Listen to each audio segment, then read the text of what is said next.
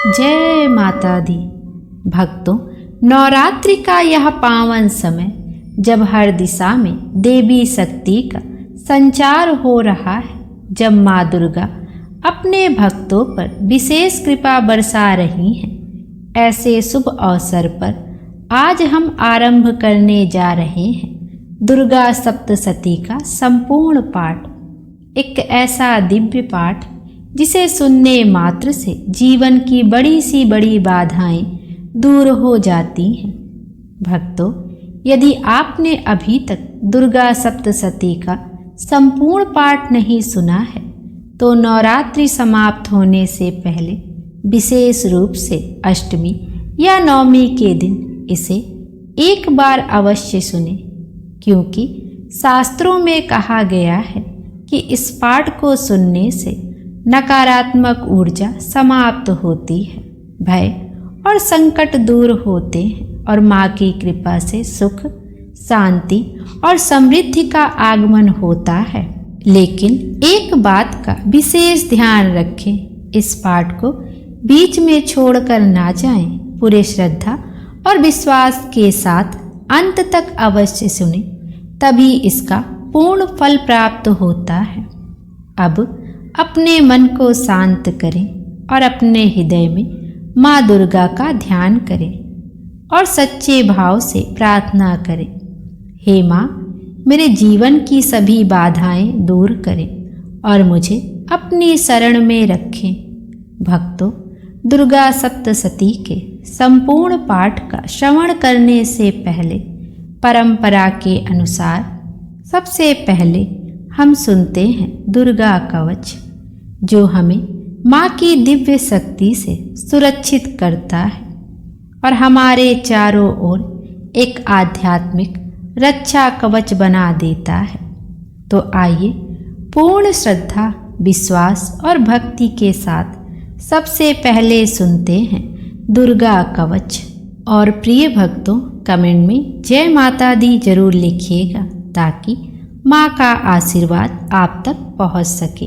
प्रेम से बोलिए माता रानी की जय। आइए अब श्रवण करते हैं दुर्गा कवच। नमश्चंडिकाय नमः। अथ देवः कवचम। महर्षि मार्कंडेय जी बोले, हे पितामह, संसार में जो गुप्त हो और जो मनुष्यों की सब प्रकार से रक्षा करता हो और जो आपने किसी को आज तक बताया ना हो, वह कवच मुझे बताइए। श्री ब्रह्मा जी कहने लगे, अत्यंत गुप्त वह सब प्राणियों की भलाई करने वाला कवच मुझसे सुनो। प्रथम शैलपुत्री, दूसरी ब्रह्मचारिणी, तीसरी चंद्रघंटा, चौथी कूष्मांडा, पांचवी स्कंद माता, छठी कात्यायनी, सातवीं कालरात्रि, आठवीं महागौरी, नवीं सिद्धदात्री। यह देवी की 9 मूर्तियां हैं और यह 9 दुर्गा कहलाती हैं।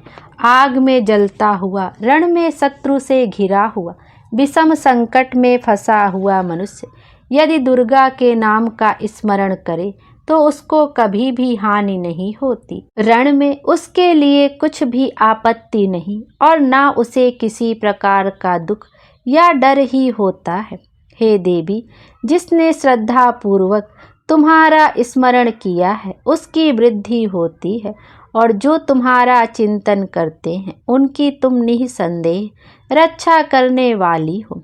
चामुंडा प्रेत पर, वाराही भैंसे पर, रौद्री हाथी पर, वैष्णवी गरुड़ पर अपना आसन जमाती हैं। माहेश्वरी बैल पर, कौमारी मोर पर और हाथ में कमल लिए हुए विष्णुप्रिया लक्ष्मी जी कमल के आसन पर विराजती हैं। बैल पर बैठी हुई ईश्वरी देवी ने श्वेत रूप धारण कर रखा है और सब प्रकार के आभूषणों से विभूषित ब्राह्मी देवी हंस पर बैठती हैं। और इस प्रकार यह सब देवियां सब प्रकार के योगों से युक्त और अनेक प्रकार के रत्न धारण किए हुए हैं। भक्तों की रक्षा के लिए संपूर्ण देवियां रथ में बैठी तथा क्रोध में भरी हुई दिखाई देती हैं तथा चक्र, गदा, शक्ति, हल और मूसल, खेटक और तोमर, परशु तथा पास, भाला और त्रिशूल एवं उत्तम सारंग आदि शस्त्रों को दैत्यों के नाश के लिए और भक्तों की रक्षा करने के लिए और देवताओं के कल्याण के लिए धारण किए हैं। हे महारौद्रे, अत्यंत घोर पराक्रम, महान बल और महान उत्साह वाली देवी, तुमको मैं नमस्कार करता हूँ। हे देवी, तुम्हारा दर्शन दुर्लभ है तथा आप शत्रुओं के भय को बढ़ाने वाली हैं। हे जगदम्बिके, मेरी रक्षा करो। पूर्व दिशा में ऐन्द्री मेरी रक्षा करे। अग्निकोण में अग्नि शक्ति, दक्षिण में वाराही देवी, नैऋत्य कोण में खदक धारिणी देवी मेरी रक्षा करें। वारुणी पश्चिम दिशा में, वायु कोण में मृगवाहिनी, उत्तर में कौमारी और ईशान में शूलधारिणी देवी मेरी रक्षा करें। ब्राह्मणी ऊपर की ओर से मेरी रक्षा करें और वैष्णवी देवी नीचे की ओर से मेरी रक्षा करें। और इसी प्रकार 100 पर बैठी चामुंडा देवी 10 दिशाओं से मेरी रक्षा करें। जया देवी आगे, विजया पीछे की ओर, अजिता बाईं ओर, अपराजिता दाहिनी ओर मेरी रक्षा करें।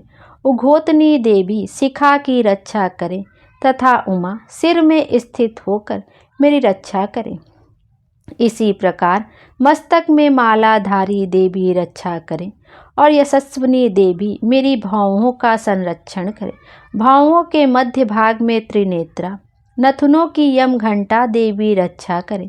नेत्रों के मध्य में शंखनी देवी और द्वारवासिनी देवी कानों की रक्षा करें। कपोलों की कालिका देवी और कानों के मूल भाग की भगवती सांकरी रक्षा करें। सुगंधा नासिका में और चर्चिका ऊपर के होठ में, अमृत कला नीचे के होठ की, सरस्वती देवी जीभ की रक्षा करें। कौमारी देवी दांतों की और चंडिका कंठ प्रदेश की रक्षा करें। चित्र घंटा गले की घंटी की और महामाया तालु की रक्षा करें। कामाक्षी ठोड़ी की, सर्वमंगला वाणी की रक्षा करें। भद्रकाली गर्दन की और धनुर्धरी पीठ के मेरुदंड की रक्षा करें। कंठ के बाहरी भाग की नीलग्रीवा और कंठ की नली की नलकूबरी रक्षा करें। दोनों कंधों की खड्गनी और वज्रधारिणी मेरी दोनों बाहों की रक्षा करें। दंडनी दोनों हाथों की और अंबिका देवी समस्त अंगुलियों की रक्षा करें। शूलेश्वरी देवी संपूर्ण नखों की, कुलेश्वरी देवी मेरी कुछ की रक्षा करें।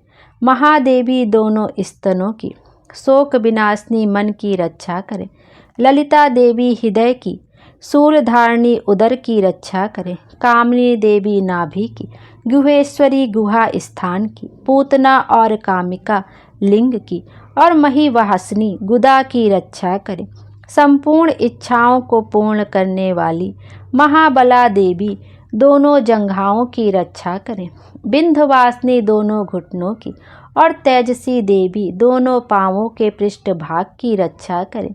श्रीधरी पांवों की उंगलियों की, स्थलवासिनी तलुओं की, दृष्टा करालिनी देवी नखों की, ऊर्ध्वकेशनी केशों की, बागेश्वरी वाणी की रक्षा करें। रोमा बलियों के छिद्र की, कौबेरी और त्वचा की बागेश्वरी देवी रक्षा करें। पार्वती देवी रक्त, मज्जा, वसा, मांस, हड्डी की रक्षा करें। कालरात्रि आतों की रक्षा करें। मुकुटेश्वरी देवी पित्त की, पद्मावती कमल कोश की, चूड़ामणि कफ की रक्षा करें। ज्वालामुखी नसों के जल की रक्षा करें। अभेदा देवी शरीर के सब जोड़ों की रक्षा करें। ब्रह्मांडी मेरे वीर की, छत्तेश्वरी छाया की और धर्मधारिणी मेरे अहंकार मन तथा बुद्धि की रक्षा करें। प्राण अपान समान उदान और व्यान की वज्रहस्ता देवी रक्षा करें। कल्याण शोभना मेरे प्राणों की रक्षा करें। रस रूप गंध शब्द और स्पर्श इन विषयों का अनुभव करते समय योगिनी देवी मेरी रक्षा करें तथा मेरे सत्व गुण रजोगुण तमोगुण की रक्षा नारायणी देवी करें। अब आयु की रक्षा वाराही देवी करें। वैष्णवी धर्म की तथा चक्रिणी देवी मेरी यश कीर्ति लक्ष्मी धन विद्या की रक्षा करें। इंद्राणी मेरे शरीर की रक्षा करे और हे चंडिके आप मेरे पशुओं की रक्षा करिए। महालक्ष्मी मेरे पुत्रों की रक्षा करे और भैरवी मेरी पत्नी की रक्षा करे। मेरे पथ की सुपथा तथा मार्ग की क्षमाकारी देवी रक्षा करे। राजा के दरबार में महालक्ष्मी तथा सब ओर व्याप्त रहने वाली विजया देवी चारों ओर से मेरी रक्षा करे। जो स्थान रक्षा से रहित हो और कवच में रह गया हो, उसकी पापों का नाश करने वाली जयंती देवी रक्षा करे। अपना शुभ चाहने वाले मनुष्य को बिना कवच के एक पग भी कहीं नहीं जाना चाहिए, क्योंकि कवच रखने वाला मनुष्य जहाँ जहाँ भी जाता है वहाँ वहाँ उसे अवश्य धन लाभ होता है तथा विजय प्राप्त करता है। वह जिस अभीष्ट वस्तु की इच्छा करता है वह उसको इस कवच के प्रभाव से अवश्य मिलता है और वह इसी संसार में महान ऐश्वर्य को प्राप्त होता है। कवचधारी मनुष्य निर्भय होता है और वह तीनों लोकों में माननीय होता है। देवी का यह कवच देवताओं के लिए भी कठिन है। जो नित्य प्रति नियम पूर्वक तीनों संध्याओं को श्रद्धा के साथ इसका पठन पाठन करता है, उसे देव शक्ति प्राप्त होती है।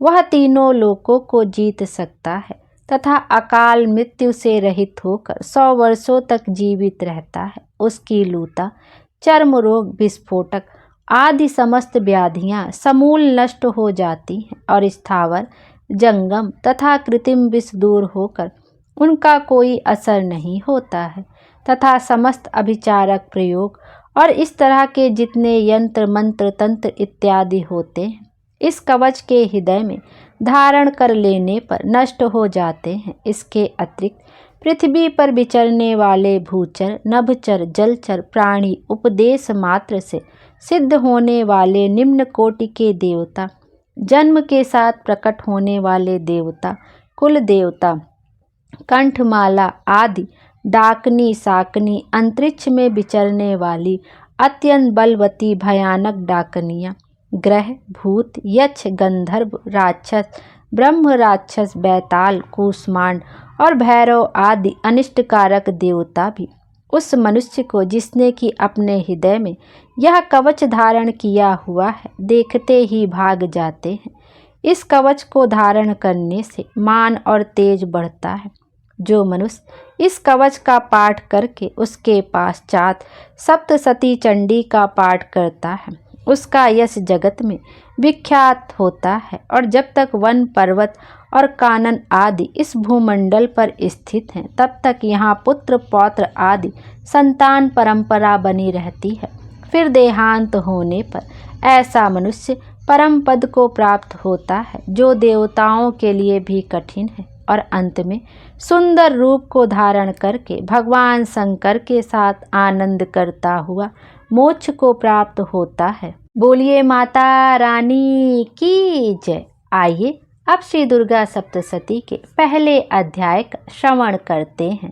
जय माता दी। ओम नमः चंडिकाए नमः। अथ श्री दुर्गा सप्तशती भाषा पहला अध्याय।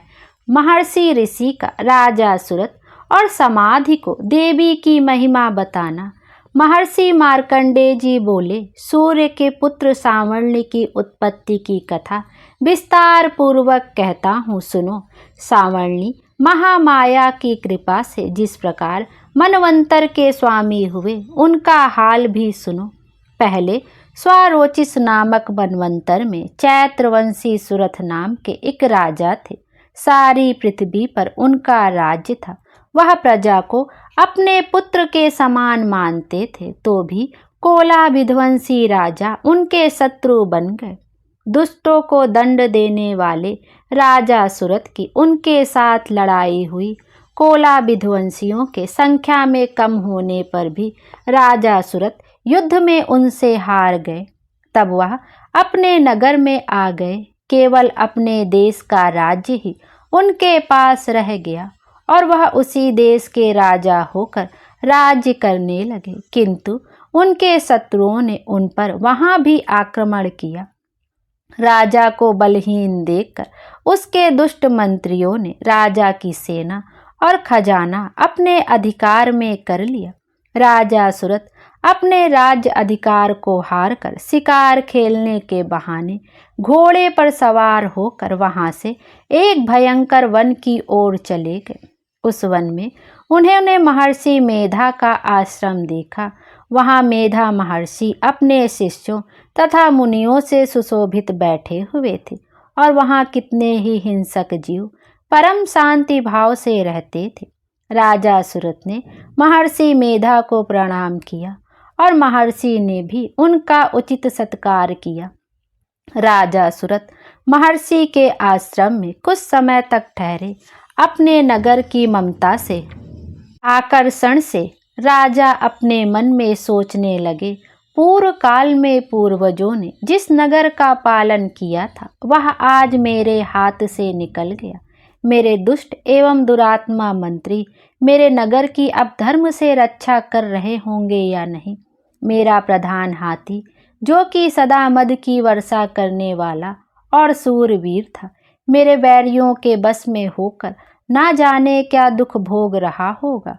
मेरे आज्ञाकारी नौकर जो मेरी कृपा से धन और भोजन पाने से सदैव सुखी रहते थे और मेरे पीछे पीछे चलते थे, वह अब निश्चय ही दुष्ट राजाओं का अनुसरण करते होंगे तथा मेरे दुष्ट एवं दुरात्मा मंत्रियों द्वारा व्यर्थ ही धन को व्यय करने से संचित किया हुआ मेरा खजाना एक दिन अवश्य खाली हो जाएगा। इस प्रकार बहुत सी बातें सोचते हुए राजा निरंतर दुखी रहने लगे। एक दिन राजा सुरत ने महर्षि मेधा के आश्रम के निकट एक वैश्य को देखा। राजा ने उससे पूछा, भाई तुम कौन हो? यहाँ तुम्हारे आने का क्या कारण है और तुम मुझे शोकग्रस्त अनमने से दिखाई देते हो, इसका क्या कारण है? राजा के यह नम्र वचन सुनकर वैश्य ने महाराज सुरत को प्रणाम करके कहा। वैश्य बोला, राजन मेरा नाम समाधि है। मैं धनियों के कुल में उत्पन्न एक वैश्य हूँ। मेरे दुष्ट स्त्री पुत्रादिकों ने लोभ से मेरा सब धन छीन लिया है और मुझे घर से निकाल दिया है। मैं इस तरह से दुखी होकर इस वन में चला आया हूँ और यहाँ रहता हुआ मैं इस बात को भी नहीं जानता कि अब घर में इस समय सब कुशल है या नहीं। यहाँ मैं अपने परिवार का आचरण संबंधी कोई समाचार भी नहीं पा सकता कि वह घर में इस समय कुशल पूर्वक हैं या नहीं। मैं अपने पुत्रों के संबंध में यह भी नहीं जानता कि वह सदाचारी हैं या दुराचार में फंसे हुए हैं। राजा बोले, जिस धन के लोभी स्त्री पुत्रों ने तुम्हें घर से निकाल दिया है, फिर भी तुम्हारा चित्र उनसे क्यों प्रेम करता है? वैश्य ने कहा, मेरे विषय में आपका ऐसा कहना ठीक है, किंतु मेरा मन इतना कठोर नहीं है। यद्यपि कि उन्होंने धन के लोभ में पड़कर पितृ स्नेह को त्याग कर मुझे घर से निकाल दिया है, तो भी मेरे मन में उनके लिए कठोरता नहीं आती। हे महामते, मेरा मन फिर भी उनमें क्यों फंस रहा है? इस बात को जानता हुआ भी मैं नहीं जान रहा। मेरा चित्त उनके लिए दुखी है। मैं उनके लिए लंबी लंबी सांसें ले रहा हूँ। उन लोगों में प्रेम नाम को नहीं है, फिर भी ऐसे निःस्नेहियों के लिए मेरा हृदय कठोर नहीं होता। महर्षि मार्कंडेय जी ने कहा, हे ब्राह्मण। इसके पश्चात महाराज सुरत और वह वैश्य दोनों महर्षि मेधा के समीप गए और उनके साथ यथा योग्य न्याय संभाषण करके दोनों ने वार्ता आरंभ की। राजा बोले, हे भगवान, मैं आपसे एक बात पूछना चाहता हूँ, सो आप कृपा करके मुझे बताइए। मेरा मन मेरे अधीन नहीं है, इससे मैं बहुत दुखी हूँ। राज धन आदि की चिंता अभी तक मुझे बनी हुई है और मेरी यह ममता अज्ञानियों की तरह बढ़ती ही जा रही है। और यह समाधि नामक वैश्य भी अपने घर से अपमानित होकर आया है। इसके स्वजनों ने भी इसे त्याग दिया है। स्वजनों से त्यागा हुआ भी यह उनसे हार्दिक प्रेम रखता है। इस तरह हम दोनों ही दुखी हैं। हे महाभाग, उन लोगों के अवगुणों को देखकर भी हम दोनों के मन में उनके लिए ममता जनित आकर्षण उत्पन्न हो रहा है। हमारे ज्ञान रहते हुए भी ऐसा क्यों है? अज्ञानी मनुष्यों की तरह हम दोनों में यह मूर्खता क्यों है? महर्षि मेधा ने कहा, विषम मार्ग का ज्ञान सब जंतुओं को है। सबों के लिए विषय पृथक पृथक होते हैं। कुछ प्राणी दिन में नहीं देखते और कुछ रात को, परंतु कई जीव ऐसे हैं जो दिन तथा रात दोनों में देख सकते हैं। यह सत्य है कि मनुष्यों में ज्ञान प्रधान है, किंतु केवल मनुष्य ही ज्ञानी नहीं होता, पशु पक्षी आदि भी ज्ञान रखते हैं। जैसे यह पशु पक्षी ज्ञानी है, वैसे ही मनुष्यों का ज्ञान है, और जो ज्ञान मनुष्यों में है वैसे ही पशु पक्षियों में है, तथा अन्य बातें भी दोनों में एक जैसी पाई जाती हैं। ज्ञान होने पर भी इन पक्षियों की ओर देखो कि अपने भूख से पीड़ित बच्चों की चोंच में कितने प्रेम से अन्न के दाने डालते हैं। हे राजन, ऐसा ही प्रेम मनुष्यों में अपने संतान के प्रति पाया जाता है। लोभ के कारण अपने उपकार का बदला पाने के लिए मनुष्य पुत्रों की इच्छा करते हैं और इस प्रकार मोह के गड्ढे में गिरा करते हैं। भगवान श्री हरि की जो माया है, उसी से यह संसार मोहित हो रहा है।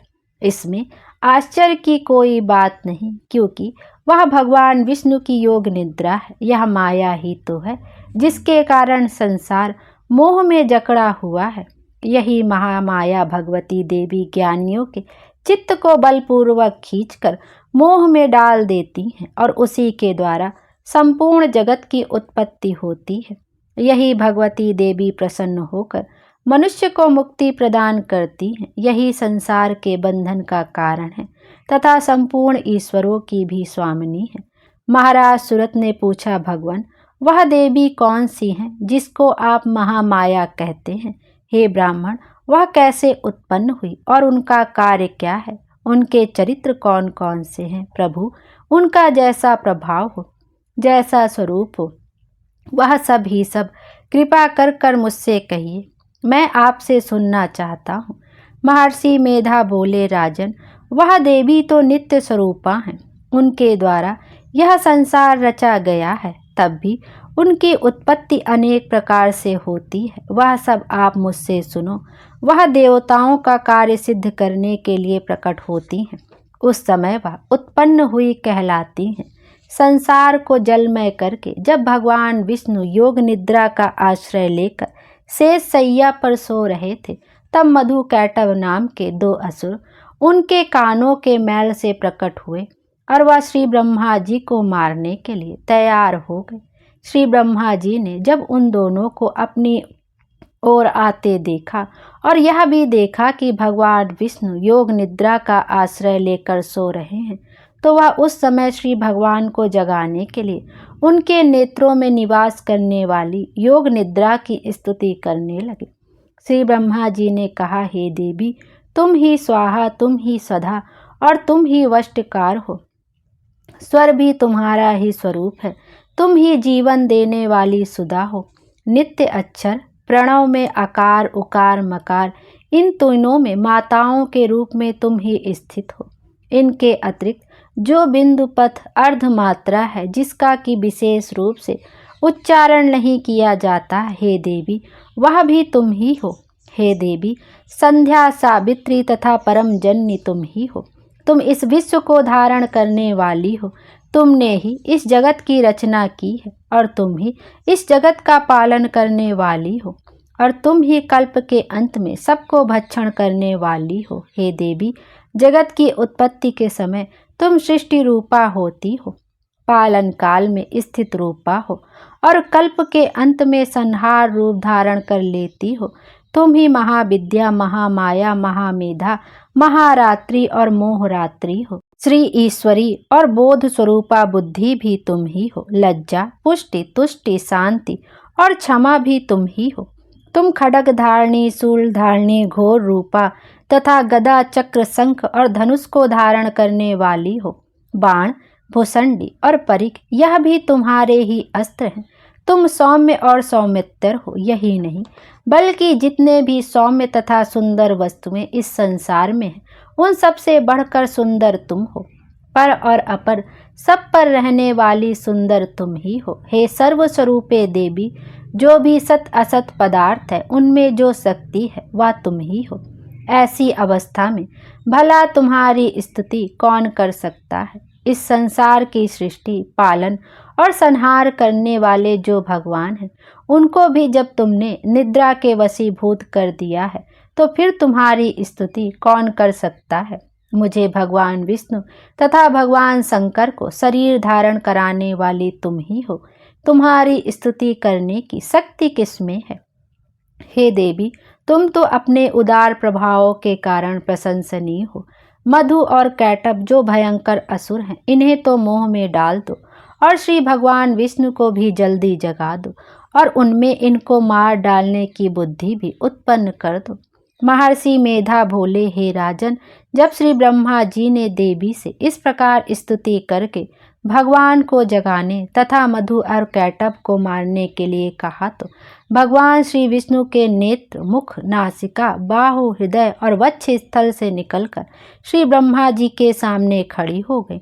उनका ऐसा करना था कि भगवान श्री हरि तुरंत जाग उठे और दोनों असुरों को देखा, जो कि अत्यंत बलवान तथा पराक्रमी थे और मारे क्रोध के, जिनके नेत्र लाल हो रहे थे और जो ब्रह्मा जी को वध करने के लिए तैयार थे।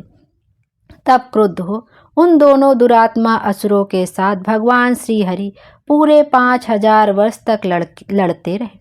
एक तो वह अत्यंत बलवान तथा पराक्रमी थे, दूसरे महामाया ने भी उन्हें मोह में डाल रखा था। अतः वह श्री भगवान से कहने लगे, हम दोनों तुम्हारी वीरता से अत्यंत प्रसन्न हैं, तुम हमसे कोई वर मांगो। भगवान ने कहा, यदि तुम मुझ पर प्रसन्न हो तो अब तुम मेरे हाथों से मर जाओ। बस इतना सा ही वर मैं तुमसे मांगता हूँ, यहाँ दूसरे वर से क्या प्रयोजन है। महर्षि मेधा बोले, इस तरह से जब वह धोखे में आ गए और अपने चारों ओर जल ही जल देखा, तो भगवान श्री हरि से कहने लगे, जहाँ पर जल ना हो, सूखी जमीन हो, उसी जगह हमारा वध कीजिए। महर्षि मेधा कहते हैं, तथास्तु कहकर भगवान श्री हरि ने उन दोनों को अपनी जांग पर लिटाकर उन दोनों के सिर काट डाले। इस तरह से यह देवी श्री ब्रह्मा जी की स्तुति करने पर प्रकट हुई थी। अब तुमसे उनके प्रभाव का वर्णन करता हूँ, सो सुनो। जय माता दी। पहला अध्याय यहीं पर समाप्त हुआ। आइए अब दूसरा अध्याय देवताओं के तेज से देवी का प्रादुर्भाव और महिषासुर की सेना का वध का श्रवण करेंगे।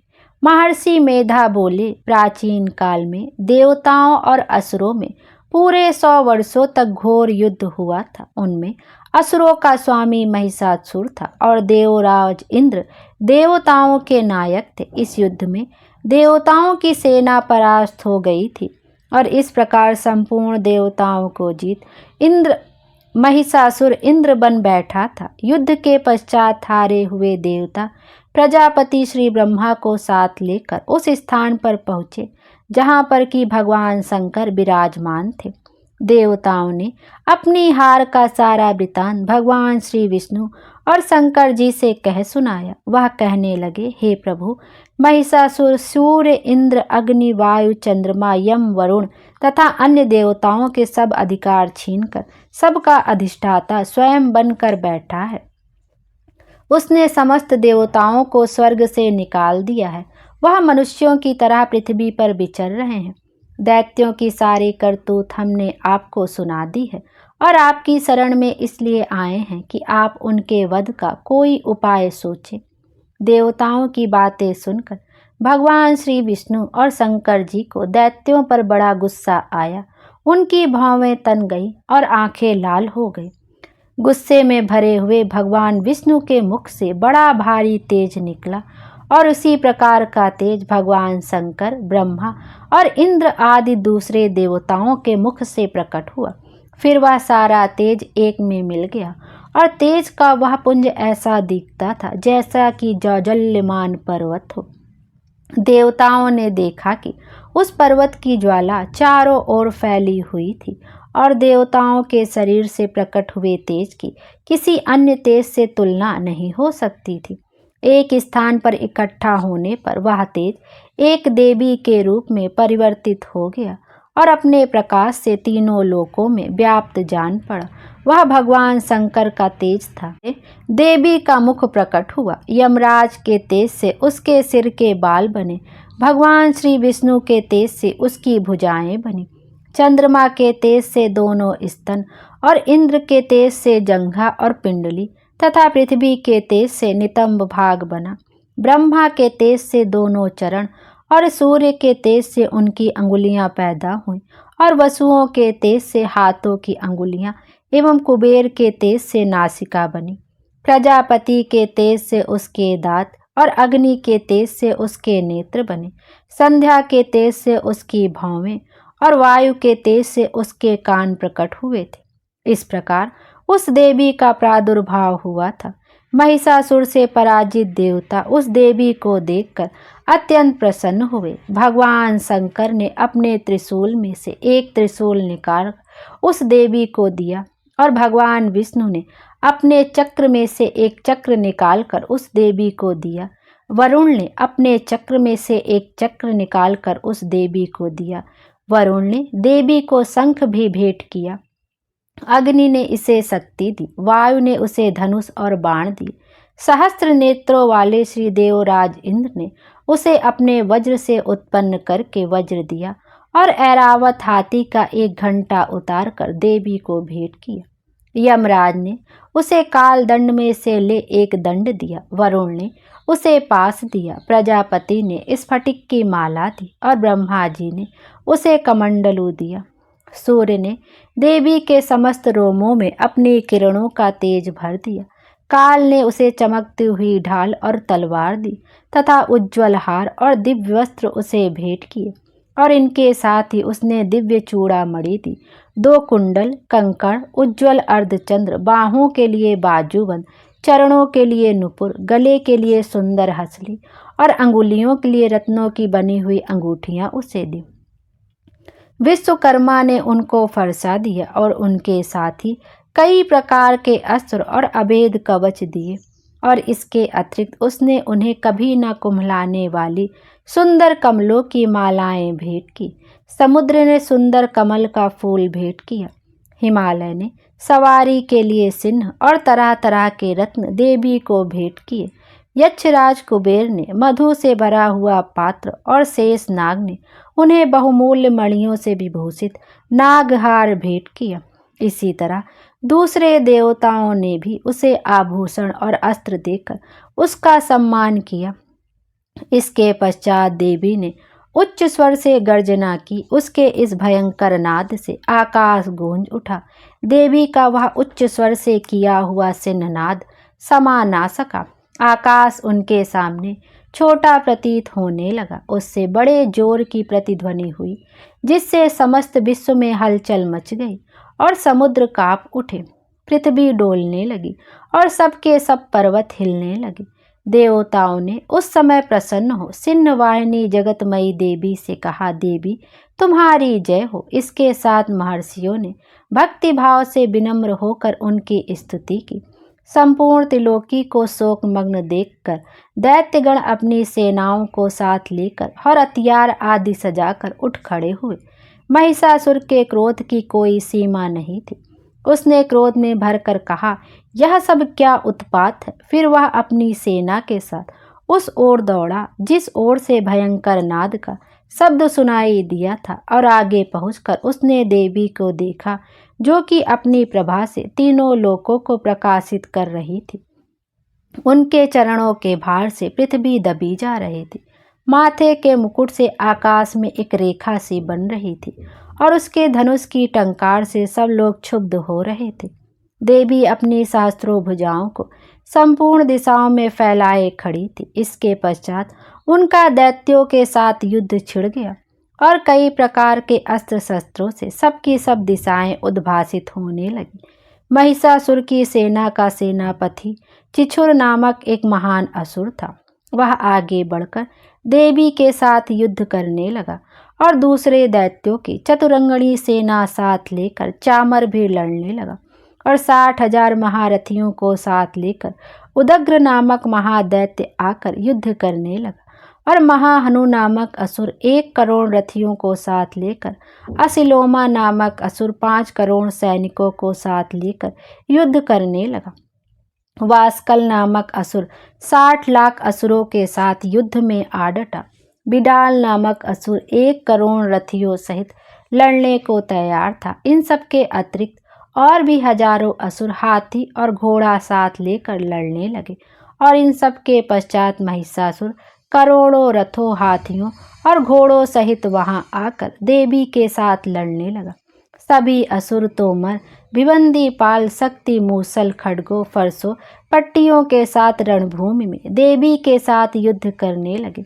कई शक्तियां फेंकने लगे और कोई अन्य शस्त्र आदि। इसके पश्चात सबके सब दैत्य अपनी अपनी तलवारें हाथ में लेकर देवी की ओर दौड़े और उसे मार डालने का उद्योग करने लगे। मगर देवी ने क्रोध में भरकर खेल ही खेल में उन सब के अस्त्रों शस्त्रों को काट दिया। इसके पश्चात ऋषियों और देवताओं ने देवी की स्तुति आरंभ कर दी और वह प्रसन्न होकर असुरों के शरीरों पर अस्त्र शस्त्रों की वर्षा करती रही। देवी का वाहन भी क्रोध में भरकर दैत्य सेना में इस प्रकार विचरने लगा जैसे कि वन में दावानल फैल रहा हो। युद्ध करती हुई देवी ने क्रोध में भर जितने श्वासों को छोड़ा वह तुरंत ही सैकड़ों हजारों गढ़ों के रूप में परिवर्तित हो गए। फरसे, भिवंदी, पाल, खड्ग तथा पट्टिस इत्यादि अस्त्रों के साथ दैत्यों से युद्ध करने लगे। देवी की शक्ति से बड़े हुए वह गढ़ दैत्यों का नाश करते हुए ढोल, शंख व मृदंग आदि बजा रहे थे। तदंतर देवी ने त्रिशूल, गदा, शक्ति, खड्ग इत्यादि सहस्त्रों असुरों को मार डाला। कितनों को घंटे की भयंकर आवाज से ही यमलोक पहुंचा दिया। कितने ही असुरों को उसने पास में बांधकर पृथ्वी पर धर घसीटा। कितनों के अपनी तलवार से टुकड़े टुकड़े कर दिए और कितनों की गदा के चोट से धरती पर सुला दिया। कई दैत्य मूसल की मार से घायल होकर रक्त वमन करने लगे और कई सूल से छाती फट जाने के कारण पृथ्वी पर लेट गए और कितनों की बाण वर्षा से कमर टूट गई। देवताओं को पीड़ा देने वाले दैत्य कट कट कर मरने लगे। कितनों की बाहें अलग हो गई, कितनों की ग्रीवाएं कट गई, कितनों के सिर कटकर धूर भूमि पर लुढ़क गए, कितनों के शरीर बीच में से कट गए और कितनों की जंघाएं कट गई और वह पृथ्वी पर गिर पड़े। कितने ही सिरों व पैरों के कटने पर भी भूमि पर से उठ खड़े हुए और शस्त्र हाथ में लेकर देवी से लड़ने लगे और कई दैत्यगण भूमि में बाजों की ध्वनि के साथ नाच रहे थे। कई असुर जिनके सिर कट चुके थे बिना सिर के धड़ से ही हाथ में शस्त्र लिए हुए लड़ रहे थे। दैत्य रह रहकर ठहरो ठहरो कहते हुए देवी को युद्ध के लिए ललकार रहे थे। जहाँ पर यह घोर संग्राम हुआ था वहाँ की भूमि रथ, हाथी, घोड़े और असुरों की लाशों से भर गई थी और असुर सेना के बीच में रक्तपात होने के कारण रुधिर की नदियां बह रही थी। और इस तरह देवी ने असुरों की विशाल सेना को क्षण भर में इस तरह से नष्ट कर डाला जैसे तृणकाष्ठ के बड़े समूह को अग्नि नष्ट कर डालती है। और देवी का सिंह भी गर्दन के बालों को हिलाता हुआ और बड़ा शब्द करता हुआ असुरों के शरीरों से मानो उनके प्राणों को ढूंढ रहा था। वहां देवी के गणों ने जब दैत्यों के साथ युद्ध किया तो देवताओं ने प्रसन्न होकर आकाश से उन पर पुष्प वर्षा की। बोलिए माता रानी की जय। दूसरा अध्याय समाप्त हुआ। तीसरा अध्याय सेनापतियों सहित महिषासुर का वध। महर्षि मेधा ने कहा, महिषासुर की सेना नष्ट होती देखकर उस सेना का सेनापति चिछुर क्रोध में भर देवी के साथ युद्ध करने के लिए आगे बढ़ा। वह देवी पर इस प्रकार बाणों की वर्षा करने लगा मानो सुमेरु पर्वत पानी की धार बरसा रहा हो। इस प्रकार देवी ने अपने बाणों से उसके बाणों को काट डाला तथा उसके घोड़ों व सारथी को मार दिया। साथ ही उसके धनुष और उसकी अत्यंत ऊंची ध्वजा को भी काट कर नीचे गिरा दिया। उसका धनुष कट जाने के पश्चात उसके शरीर के अंगों को भी अपने बाणों से बींध दिया। धनुष, घोड़ों और सारथी के नष्ट हो जाने पर वह असुर ढाल और तलवार लेकर देवी की तरफ आया। उसने अपनी तीक्ष्ण धार वाली तलवार से देवी के सिंह के मस्तक पर प्रहार किया और बड़े वेग से देवी की बाईं भुजा पर वार किया। किंतु देवी की बाईं भुजा को छूते ही उस दैत्य की तलवार टूटकर 2 टुकड़े हो गए। इससे दैत्य ने क्रोध में भरकर शूल हाथ में लिया और उसे भद्रकाली देवी की ओर फेंका। देवी की ओर आता हुआ वह शूल आकाश से गिरते हुए सूर्य के समान प्रज्वलित हो उठा।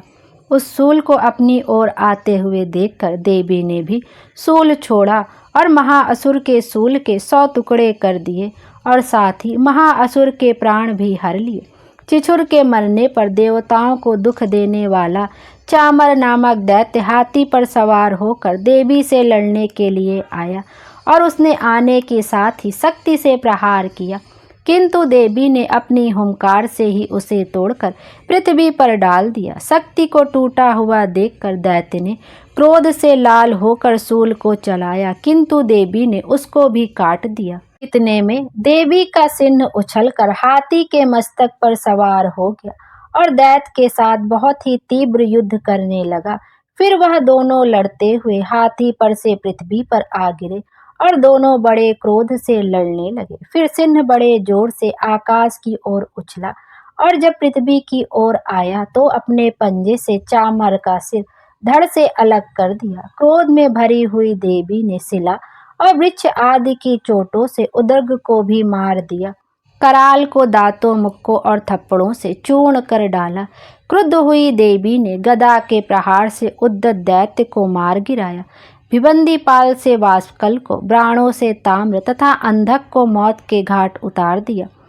तीनों नेत्रों वाली परमेश्वरी ने त्रिशूल से उग्रासय, उग्रवीर और महाहनु नामक राक्षसों को मार गिराया। उसने अपनी तलवार से बिडाल नामक दैत्य का सिर काट डाला तथा अपने बाणों से दुर्धर और दुर्मुख राक्षसों को यमलोक को पहुंचा दिया। इस प्रकार जब महिषासुर ने देखा कि देवी ने मेरी सेना को नष्ट कर दिया है तो वह भैंसे का रूप धारण कर देवी के गणों को दुख देने लगा। उन गणों में से कितनों को उसने मुख के प्रहार से, कितनों को खुरों से, कितनों को पूंछ से, कितनों को सींगों से, बहुतों को दौड़ाने के वेग से, अनेकों को सिंहनाद से, कितनों को चक्कर देकर और कितनों को श्वास वायु को झोंके से पृथ्वी पर गिरा दिया। वह दैत्य इस प्रकार गणों की सेना को गिरा देवी के सिंह को मारने के लिए दौड़ा। इस पर देवी को बड़ा गुस्सा आया। उधर दैत्य भी क्रोध में भरकर धरती को खुरों से खोदने लगा तथा सींगों से पर्वतों को उखाड़ उखाड़ कर धरती पर फेंकने लगा और मुख से शब्द करने लगा।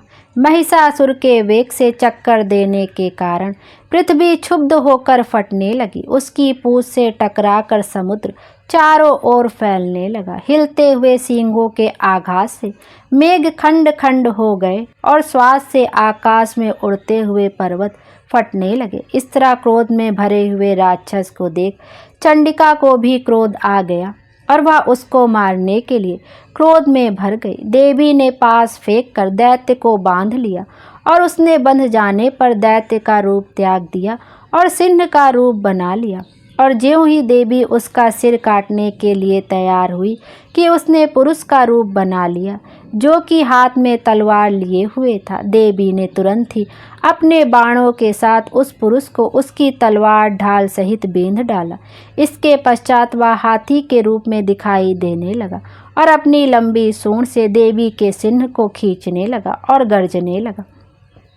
देवी ने अपनी तलवार से उसकी सूंड काट डाली। तब राक्षस ने एक बार फिर भैंसे का रूप धारण कर लिया और पहले की तरह चर अचर जीवों सहित समस्त त्रिलोकों को व्याकुल करने लगा। इसके पश्चात क्रोध में भरी हुई देवी बारंबार उत्तम मधुपान करने लगी और लाल लाल नेत्र करके हंसने लगी। उधर बलवीर तथा मद से क्रुद्ध हुआ दैत्य भी गरजने लगा। अपने सींगों से देवी पर पर्वतों को फेंकने लगा। देवी अपने बाणों से उसके फेंके हुए पर्वतों को चूर्ण करती हुई बोली, ओ मूढ़, जब तक मैं मधुपान कर रही हूँ तब तक तू गर्ज ले, और इसके पश्चात मेरे हाथों तेरी मृत्यु हो जाने पर देवता गरजेंगे। महर्षि मेधा ने कहा। यूं कहकर देवी उछलकर उस दैत्य पर जा चढ़ी और उसको अपने पैर से दबाकर शूल से उसके गले पर आघात किया। देवी के पैर से दबने पर भी दैत्य अब अपने दूसरे रूप से अपने मुख से बाहर होने लगा। अभी वह आधा ही बाहर निकला था कि देवी ने अपने प्रभाव से उसे रोक दिया।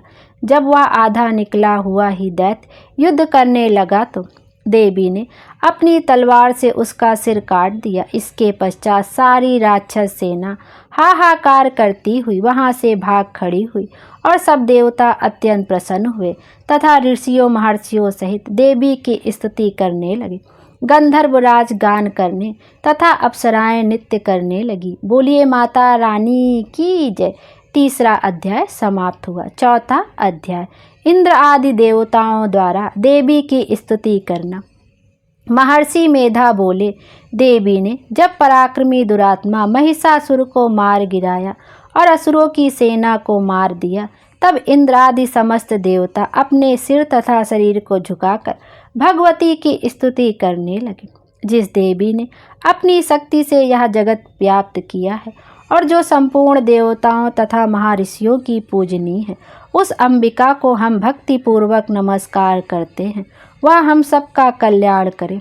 जिस अतुल प्रभाव और बल का वर्णन भगवान विष्णु, शंकर और ब्रह्मा जी भी नहीं कर सके, वही चंडिका देवी इस संपूर्ण जगत का पालन करे और अशुभ भय का नाश करे। पुण्यात्माओं के घरों में तुम स्वयं लक्ष्मी रूप हो और पापियों के घरों में तुम अलक्ष्मी रूप हो और सतकुल में उत्पन्न होने वालों के लिए तुम लज्जा रूप होकर उनके घरों में निवास करती हो। हम उस भगवती दुर्गा को नमस्कार करते हैं। हे देवी, इस विश्व का पालन करो। हे देवी, हम तुम्हारे अचिंत्य रूप का किस प्रकार वर्णन करें। असुरों का नाश करने वाली भारी पराक्रम तथा समस्त देवताओं और दैत्यों के विषय में जो तुम्हारे पवित्र चरित्र है, उनको हम किस प्रकार वर्णन करें। हे देवी, त्रिगुणात्मिका होने पर भी तुम संपूर्ण जगत की उत्पत्ति का कारण हो। देवी, भगवान विष्णु, शंकर आदि भी किसी भी देवता ने तुम्हारा पार नहीं पाया। तुम सबकी आश्रय हो। यह संपूर्ण जगत तुम्हारा ही अंश रूप है, क्योंकि तुम सबकी आद्भूत प्रकृति हो। हे देवी, तुम्हारे जिस नाम के उच्चारण से संपूर्ण यज्ञों में सब देवता तृप्ति लाभ करते हैं, वह स्वाहा तुम ही हो। इसके अतिरिक्त तुम पितरों की तृप्ति का कारण हो, इसलिए सब आपको स्वधा कहते हैं। हे देवी, वह विद्या जो मोक्ष को देने वाली है, जो अचिंत महाज्ञान स्वरूपा है, तत्वों के सार को वश में करने वाले, संपूर्ण दोषों को दूर करने वाले, मोक्ष की इच्छा वाले मुनिजन जिसका अभ्यास करते हैं, वह तुम ही हो। तुम वाणी रूप हो और दोष रहित ऋग तथा यजुर्वेदों की एवं उद्गीत और सुंदर पदों के पाठ वाले सामवेद की आश्रय रूप हो। तुम भगवती हो। इस विश्व की उत्पत्ति एवं पालन के लिए तुम वार्ता के रूप में प्रकट हुई हो। तुम संपूर्ण संसार की पीड़ा हरने वाली हो। हे देवी, जिससे सारे शास्त्रों को जाना जाता है, वह मेधा शक्ति तुम ही हो और दुर्गम भवसागर से पार करने वाली नौका भी तुम ही हो। लक्ष्मी रूप से भगवान विष्णु के हृदय में निवास करने वाली और भगवान महादेव द्वारा सम्मानित गौरी देवी तुम ही हो। मंद मुस्कान वाले, निर्मल पूर्ण चंद्र बिंब के समान और उत्तम सुवर्ण की मनोहर कांति से कमनीय तुम्हारे मुख को देखकर भी महिषासुर क्रोध में भर गया। यह बड़े आश्चर्य की बात है। और हे देवी, तुम्हारा यही मुख जब क्रोध से भर गया तो उदय काल के चंद्रमा की भांति लाल हो गया और तनी हुई भावों के कारण विकराल रूप हो गया। उसे देखकर भी महिषासुर के शीघ्र प्राण नहीं निकल गए। यह बड़े आश्चर्य की बात है। आपके कुपित मुख के दर्शन करके भला कौन जीवित रह सकता है। हे देवी, तुम हमारे कल्याण के लिए प्रसन्न हो। आपके प्रसन्न होने से इस जगत का अभ्युदय होता है और जब आप क्रुद्ध हो जाती हैं तो कितने ही कुलों का सर्वनाश हो जाता है। यह हमने अभी अभी जाना है कि जब तुमने महिषासुर की बहुत बड़ी सेना को देखते देखते मार दिया। हे देवी, सदा अभ्युदय देने वाली तुम जिस पर प्रसन्न हो जाती है, वही देश में सम्मानित होते हैं। उनके धन यश की वृद्धि होती है। उनका धर्म कभी शिथिल नहीं होता है और उनके यहाँ अधिक पुत्र पुत्रियाँ और नौकर होते हैं। हे देवी, तुम्हारी कृपा से ही धर्मात्मा पुरुष प्रतिदिन श्रद्धा पूर्वक यज्ञ करता है और धर्मानुकूल आचरण करता है और उसके प्रभाव से स्वर्गलोक में जाता है, क्योंकि तुम तीनों लोकों में मनवांछित फल देने वाली हो। हे माँ दुर्गे, तुम स्मरण करने पर संपूर्ण जीवों के भय को नष्ट कर देती हो और स्थिर चित्त वालों के द्वारा चिंतन करने पर उन्हें और अत्यंत मंगल देती हो। हे दारिद्र दुख नाशनी देवी, तुम्हारे सिवा दूसरा कौन है? तुम्हारा चित्त सदा दूसरों के उपकार में लगा रहता है। हे देवी, तुम शत्रुओं को इसलिए मारती हो कि उनके मारने से दूसरों को सुख मिलता, वह चाहे नरक में जाने के लिए चिरकाल तक पाप करते रहे हों, किंतु तुम्हारे साथ युद्ध करके सीधे स्वर्ग को जाएं, इसलिए तुम उनका वध करती हो। हे देवी, क्या तुम दृष्टिपात्र मात्र से ही समस्त असुरों को भस्म नहीं कर सकती? अवश्य ही कर सकती हो, किंतु तुम्हारा शत्रुओं को शस्त्रों के द्वारा मारना इसलिए है कि शस्त्रों के द्वारा मरकर वे स्वर्ग को जावें। इस तरह हे देवी, उन शत्रुओं के प्रति भी तुम्हारा विचार उत्तम है। हे देवी, तुम्हारे उग्र खड़ग की चमक से और त्रिशूल के नोक की कांति के किरणों से असुरों की आंखें फूट नहीं गई। उसका कारण यह था कि वे किरणों से शोभायमान तुम्हारे चंद्रमा के समान आनंद प्रदान करने वाले सुंदर मुख को देख रहे थे। हे देवी, तुम्हारा शील बुरे वृतांत को दूर करने वाला है और सबसे अधिक तुम्हारा रूप है, जो ना तो कभी चिंतन में आ सकता है और ना जिसकी दूसरों से कभी तुलना ही हो सकती है। तुम्हारा बल व पराक्रम शत्रुओं को नाश करने वाला है। इस तरह तुमने शत्रुओं पर भी दया प्रकट की है। हे देवी, तुम्हारे बल की किसके साथ बराबरी की जा सकती है, तथा शत्रुओं को भय देने वाला इतना सुंदर रूप भी और किसका है? हृदय में कृपा और युद्ध में निष्ठुरता, यह दोनों बातें तीनों लोकों में केवल तुम्ही में देखने में आई है। हे माता, युद्ध भूमि में शत्रुओं को मारकर तुमने उन्हें स्वर्गलोक में पहुंचाया है। इस तरह तीनों लोकों की तुमने रक्षा की है तथा उन उन्मत्त असुरों से जो हमें भय था उसको भी तुमने दूर किया है।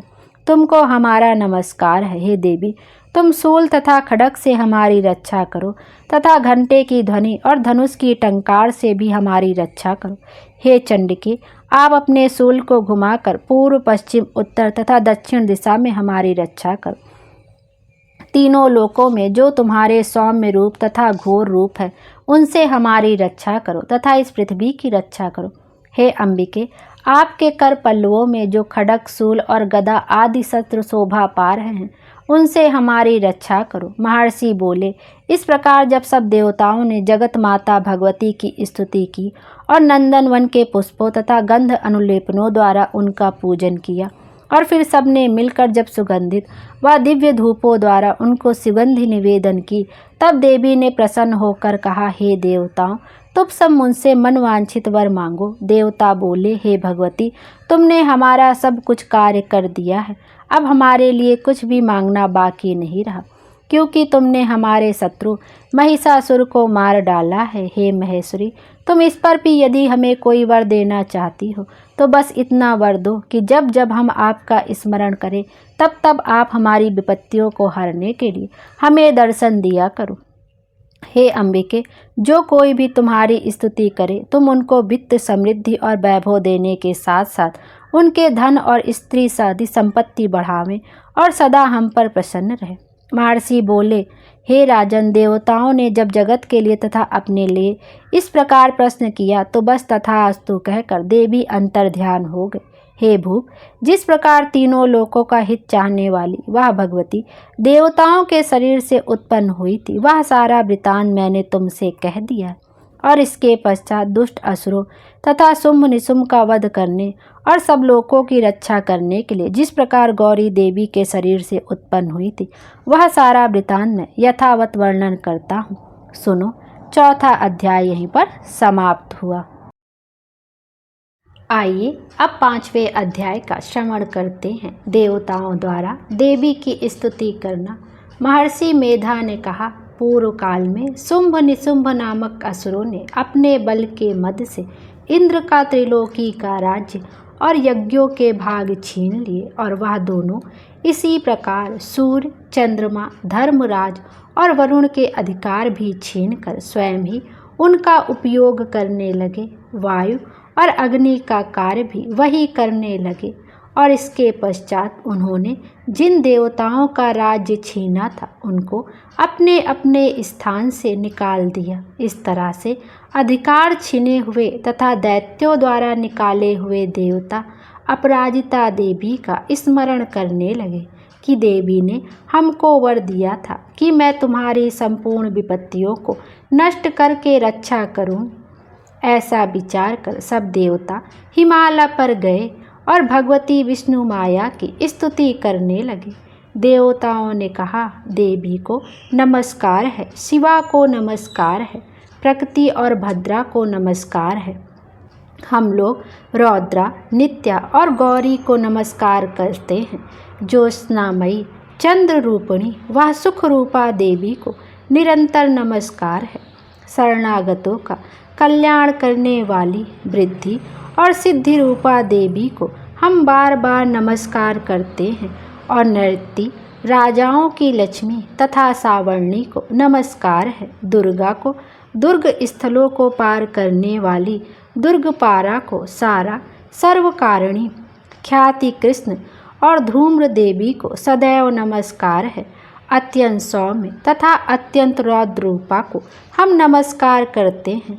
उन्हें हमारा बारंबार प्रणाम है। जगत की आधारभूत कृति देवी को बार बार नमस्कार करते हैं। जिस देवी को प्राणी मात्र विष्णु माया कहते हैं उसको नमस्कार करते हैं। उसको नमस्कार है, उसको नमस्कार है। जो देवी संपूर्ण प्राणियों में चेतना कहलाती हैं उनको नमस्कार है, उनको नमस्कार है, उनको नमस्कार है। जो देवी संपूर्ण प्राणियों में बुद्धि रूप से स्थित हैं उनको नमस्कार है, उनको नमस्कार है, उनको नमस्कार है। जो देवी सब प्राणियों में निद्रा रूप से विराजमान है उनको नमस्कार है, उनको नमस्कार है, उनको नमस्कार है। जो देवी संपूर्ण प्राणियों में क्षुधा रूप से विराजमान है उनको नमस्कार है, उनको नमस्कार है, उनको नमस्कार है। जो देवी संपूर्ण प्राणियों में छाया रूप से स्थित है उनको नमस्कार है, उनको नमस्कार है, उनको नमस्कार है। जो देवी सब प्राणियों में शक्ति रूप से स्थित हैं उनको नमस्कार है, उनको नमस्कार है, उनको नमस्कार है। जो देवी सब प्राणियों में तृष्णा रूप से स्थित हैं उनको नमस्कार है, उनको नमस्कार है, उनको नमस्कार है। जो देवी सब प्राणियों में शांति रूप से स्थित हैं उनको नमस्कार है, उनको नमस्कार है, उनको नमस्कार है। जो देवी सब प्राणियों में जाति रूप से स्थित है उनको नमस्कार है, उनको नमस्कार है, उनको नमस्कार है। जो देवी सब प्राणियों में लज्जा रूप से स्थित हैं उनको नमस्कार है, उनको नमस्कार है, उनको नमस्कार है। जो देवी सब प्राणियों में शांति रूप से स्थित हैं उनको नमस्कार है, उनको नमस्कार है, उनको नमस्कार है। जो देवी संपूर्ण प्राणियों में श्रद्धा रूप से स्थित हैं उनको नमस्कार है, उनको नमस्कार है, उनको नमस्कार है। जो देवी संपूर्ण प्राणियों में कांति रूप से स्थित हैं, जो देवी सब प्राणियों में लक्ष्मी रूप से स्थित हैं उनको नमस्कार है, उनको नमस्कार है, उनको नमस्कार है। जो देवी संपूर्ण प्राणियों में वृत्ति रूप से स्थित हैं उनको नमस्कार है, उनको नमस्कार है, उनको नमस्कार है। जो देवी सब प्राणियों में स्मृति रूप से विराजमान है उनको नमस्कार है, उनको नमस्कार है, उनको नमस्कार है। जो देवी सब प्राणियों में दया रूप से स्थित हैं उनको नमस्कार है, उनको नमस्कार है, उनको नमस्कार है। जो देवी सब प्राणियों में दृष्टि रूप से स्थित हैं उनको नमस्कार है, उनको नमस्कार है, उनको नमस्कार है। जो देवी संपूर्ण प्राणियों में मात्र रूप से स्थित हैं उनको नमस्कार है, उनको नमस्कार है, उनको नमस्कार है। जो देवी संपूर्ण प्राणियों में भ्रांति रूप से स्थित हैं उनको नमस्कार है, उनको नमस्कार है, उनको नमस्कार है। जो देवी संपूर्ण प्राणियों में नित्य व्याप्त रहती हैं उनको नमस्कार है। जो देवी चैतन्य रूप से इस संपूर्ण संसार को व्याप्त करके स्थित हैं उनको नमस्कार है, उनको नमस्कार है, उनको नमस्कार है। पूर्व काल में देवताओं ने अपने अभीष्ट फल पाने के लिए जिसकी स्तुति की है और देवराज इंद्र ने बहुत दिनों तक जिसका सेवन किया है वह कल्याण की साधना भूता ईश्वरी हमारा कल्याण और मंगल करे तथा सारी विपत्तियों को नष्ट कर डाले। असुरों के सताए हुए हम संपूर्ण देवता उस परमेश्वरी को इस समय नमस्कार करते हैं तथा जो भक्ति पूर्वक स्मरण की जाने पर तुरंत ही सब विपत्तियों को नष्ट कर देती हैं वह जगदम्बा इस समय भी हमारा मंगल करके हमारी समस्त विपत्तियों को दूर करे। महर्षि मेधा ने कहा, हे राजन, इस प्रकार जब देवता स्तुति कर रहे थे उसी समय पार्वती देवी गंगा में स्नान करने के लिए आईं। तब उनके शरीर से प्रकट होकर शिवा देवी बोली, शुंभ दैत्य के द्वारा स्वर्ग से निकाले हुए और निशुंभ से हारे हुए देवता मेरी ही स्तुति कर रहे हैं। पार्वती के शरीर से अंबिका निकली थी, इसलिए उनको संपूर्ण लोक में कौशिकी कहते हैं। कौशिकी के प्रकट होने के पश्चात पार्वती देवी के शरीर का रंग काला हो गया और वह हिमालय पर रहने वाली कालिका देवी के नाम से प्रसिद्ध हुई। फिर शुंभ और निशुंभ के दूत चंडमुंड वहाँ आए और उन्होंने परम मनोहर रूप वाली अंबिका देवी को देखा। फिर वह शुंभ के पास जाकर बोले, महाराज, एक अत्यंत सुंदर स्त्री हिमालय को प्रकाशित कर रही है। वैसा रंग रूप आज तक हमने किसी स्त्री में नहीं देखा। हे असुरेश्वर, आप यह पता लगाएं कि वह कौन है और उसको ग्रहण कर ले। वह स्त्री स्त्रियों में रत्न है। वह अपनी कांति से दसों दिशाओं को प्रकाशित करती हुई वहाँ स्थित है, इसलिए आपको उसका देखना उचित है। हे प्रभु, तीनों लोकों के हाथी, घोड़े और मणि इत्यादि जितने रत्न हैं वह सब इस समय आपके घर में शोभायमान है। हाथियों में रत्न रूप ऐरावत हाथी और उच्च श्रैवा नामक घोड़ा तो आप इंद्र से ले आए हैं। हंसों द्वारा जुता हुआ विमान जो कि ब्रह्मा जी के पास था वह भी अब आपके पास है। और यह महापद्म नामक खजाना आपने कुबेर से छीना है। समुद्र ने आपको सदा खिले हुए फूलों की किंजलकनी नामक माला दी है। वरुण का कंचन की वर्षा करने वाला छत्र आपके पास है। रथों में श्रेष्ठ प्रजापति का रथ भी आपके पास ही है। हे देवेंद्र, मृत्यु से उत्कांद्रदा नामक शक्ति भी आपने छीन ली है और वरुण का पास भी आपके भ्राता निशुंभ के पास ही है। और समुद्र में पैदा होने वाले सब प्रकार के रत्न भी आपके भ्राता निशुंभ के अधिकार में है। और जो अग्नि में ना जल सके ऐसे 2 वस्त्र भी अग्निदेव ने आपको दिए हैं। हे दैत्यराज, इस प्रकार सारी रत्न रूपी वस्तुएं आप संग्रह कर चुके हैं, तो फिर यह कल्याणमयी स्त्रियों में रत्न रूप अनुपम स्त्री आप क्यों नहीं ग्रहण करते? महर्षि मेधा बोले, चंडमुंड का यह वचन सुनकर शुंभ ने विचारा कि सुग्रीव को अपना दूत बनाकर देवी के पास भेजा जाए। प्रथम उसको सब कुछ समझा दिया और कहा कि वहाँ जाकर तुम उसको अच्छी तरह से समझाना और ऐसा उपाय करना जिससे वह प्रसन्न होकर तुरंत मेरे पास चली आए। भली प्रकार समझा कर कहना। दूत सुग्रीव पर्वत के उस रमणीय भाग में पहुंचा जहां देवी रहती थी। दूत ने कहा, हे देवी, दैत्यों का राजा शुंभ जो इस समय तीनों लोकों का स्वामी है, मैं उसका दूत हूँ और यहाँ तुम्हारे पास आया हूँ। संपूर्ण देवता उसकी आज्ञा एक स्वर से मानते हैं। अब जो कुछ उसने कहला भेजा है वह सुनो। उसने कहा है, इस समय संपूर्ण त्रिलोकी मेरे वश में है और संपूर्ण यज्ञों के भाग को पृथक पृथक मैं ही लेता हूँ और तीनों लोकों में जितने श्रेष्ठ रत्न हैं वह सब मेरे पास है। देवराज इंद्र का वाहन ऐरावत मेरे पास है जो मैंने उससे छीन लिया है।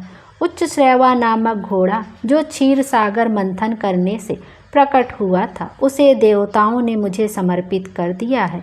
हे सुंदरी, इनके अतिरिक्त और जो भी रत्न आभूषण पदार्थ देवताओं के पास थे वह सब मेरे पास है। हे देवी, मैं तुम्हें संसार की स्त्रियों में रत्न मानता हूँ क्योंकि रत्नों का उपभोग करने वाला मैं ही हूँ। हे चंचल कटाक्षों वाली सुंदरी, अब यह मैं तुझ पर छोड़ता हूँ कि तू मेरे या मेरे भाई महापराक्रमी निशुंभ की सेवा में आ जाए। यदि तू मुझे वरेगी तो तुझे अतुल महान ऐश्वर्य की प्राप्ति होगी। अतः तुम अपनी बुद्धि से यह विचार कर मेरे पास चली आओ। महर्षि मेधा ने कहा, दूत के ऐसा कहने पर संपूर्ण जगत का कल्याण करने वाली भगवती दुर्गा मन ही मन मुस्कुराई और इस प्रकार कहने लगी। देवी ने कहा, हे दूत, तू जो कुछ कह रहा है वह सत्य है और इसमें किंचित मात्र भी झूठ नहीं है। शुंभ इस समय तीनों लोकों का स्वामी है और निशुंभ भी उसी की तरह पराक्रमी है, किंतु इसके संबंध में मैं जो प्रतिज्ञा कर चुकी हूँ उसे मैं कैसे झुटला सकती हूँ। अतः तू मैंने जो प्रतिज्ञा की है उसे सुन। जो मुझे युद्ध में जीत लेगा और मेरे अभिमान को खंडित करेगा तथा बल में मेरे समान होगा, वही मेरा स्वामी होगा। इसलिए शुंभ अथवा महापराक्रमी निशुंभ यहाँ आवें और युद्ध में जीतकर मुझसे विवाह कर लें। इसमें भला देर की क्या आवश्यकता है। दूत ने कहा, हे देवी, तुम अभिमान में भरी हुई हो, मेरे सामने तुम ऐसी बात ना करो। इस त्रिलोकी में मुझे तो ऐसा कोई दिखाई नहीं देता जो कि शुंभ और निशुंभ के सामने ठहर सके। हे देवी, जब अन्य देवताओं में से कोई शुंभ व निशुंभ के सामने युद्ध में नहीं ठहर सकता, तो फिर तुम जैसी स्त्री उनके सामने रणभूमि में ठहर सकेगी। जिन शुंभ आदि असुरों के सामने इंद्र आदि देवता नहीं ठहर सके, तो फिर तुम अकेली स्त्री उनके सामने कैसे ठहर सकोगी। अतः तुम मेरा कहना मानकर उनके पास चली जाओ, नहीं तो जब वह तुम्हें केस पकड़कर घसीटते हुए ले जावेंगे तो तुम्हारा गौरव नष्ट हो जाएगा। इसलिए मेरी बात मान लो। देवी ने कहा, जो कुछ तुमने कहा ठीक है। शुंभ और निशुंभ बड़े बलवान हैं, लेकिन मैं क्या कर सकती हूँ, क्योंकि मैंने बिना विचारे प्रतिज्ञा कर ली है। इसलिए तुम जाओ और मैंने जो कुछ कहा है वह सब आदरपूर्वक आसुरेंद्र से कह दो। इसके पश्चात जो वह उचित समझे करे। 5वां अध्याय यहीं पर समाप्त होता है।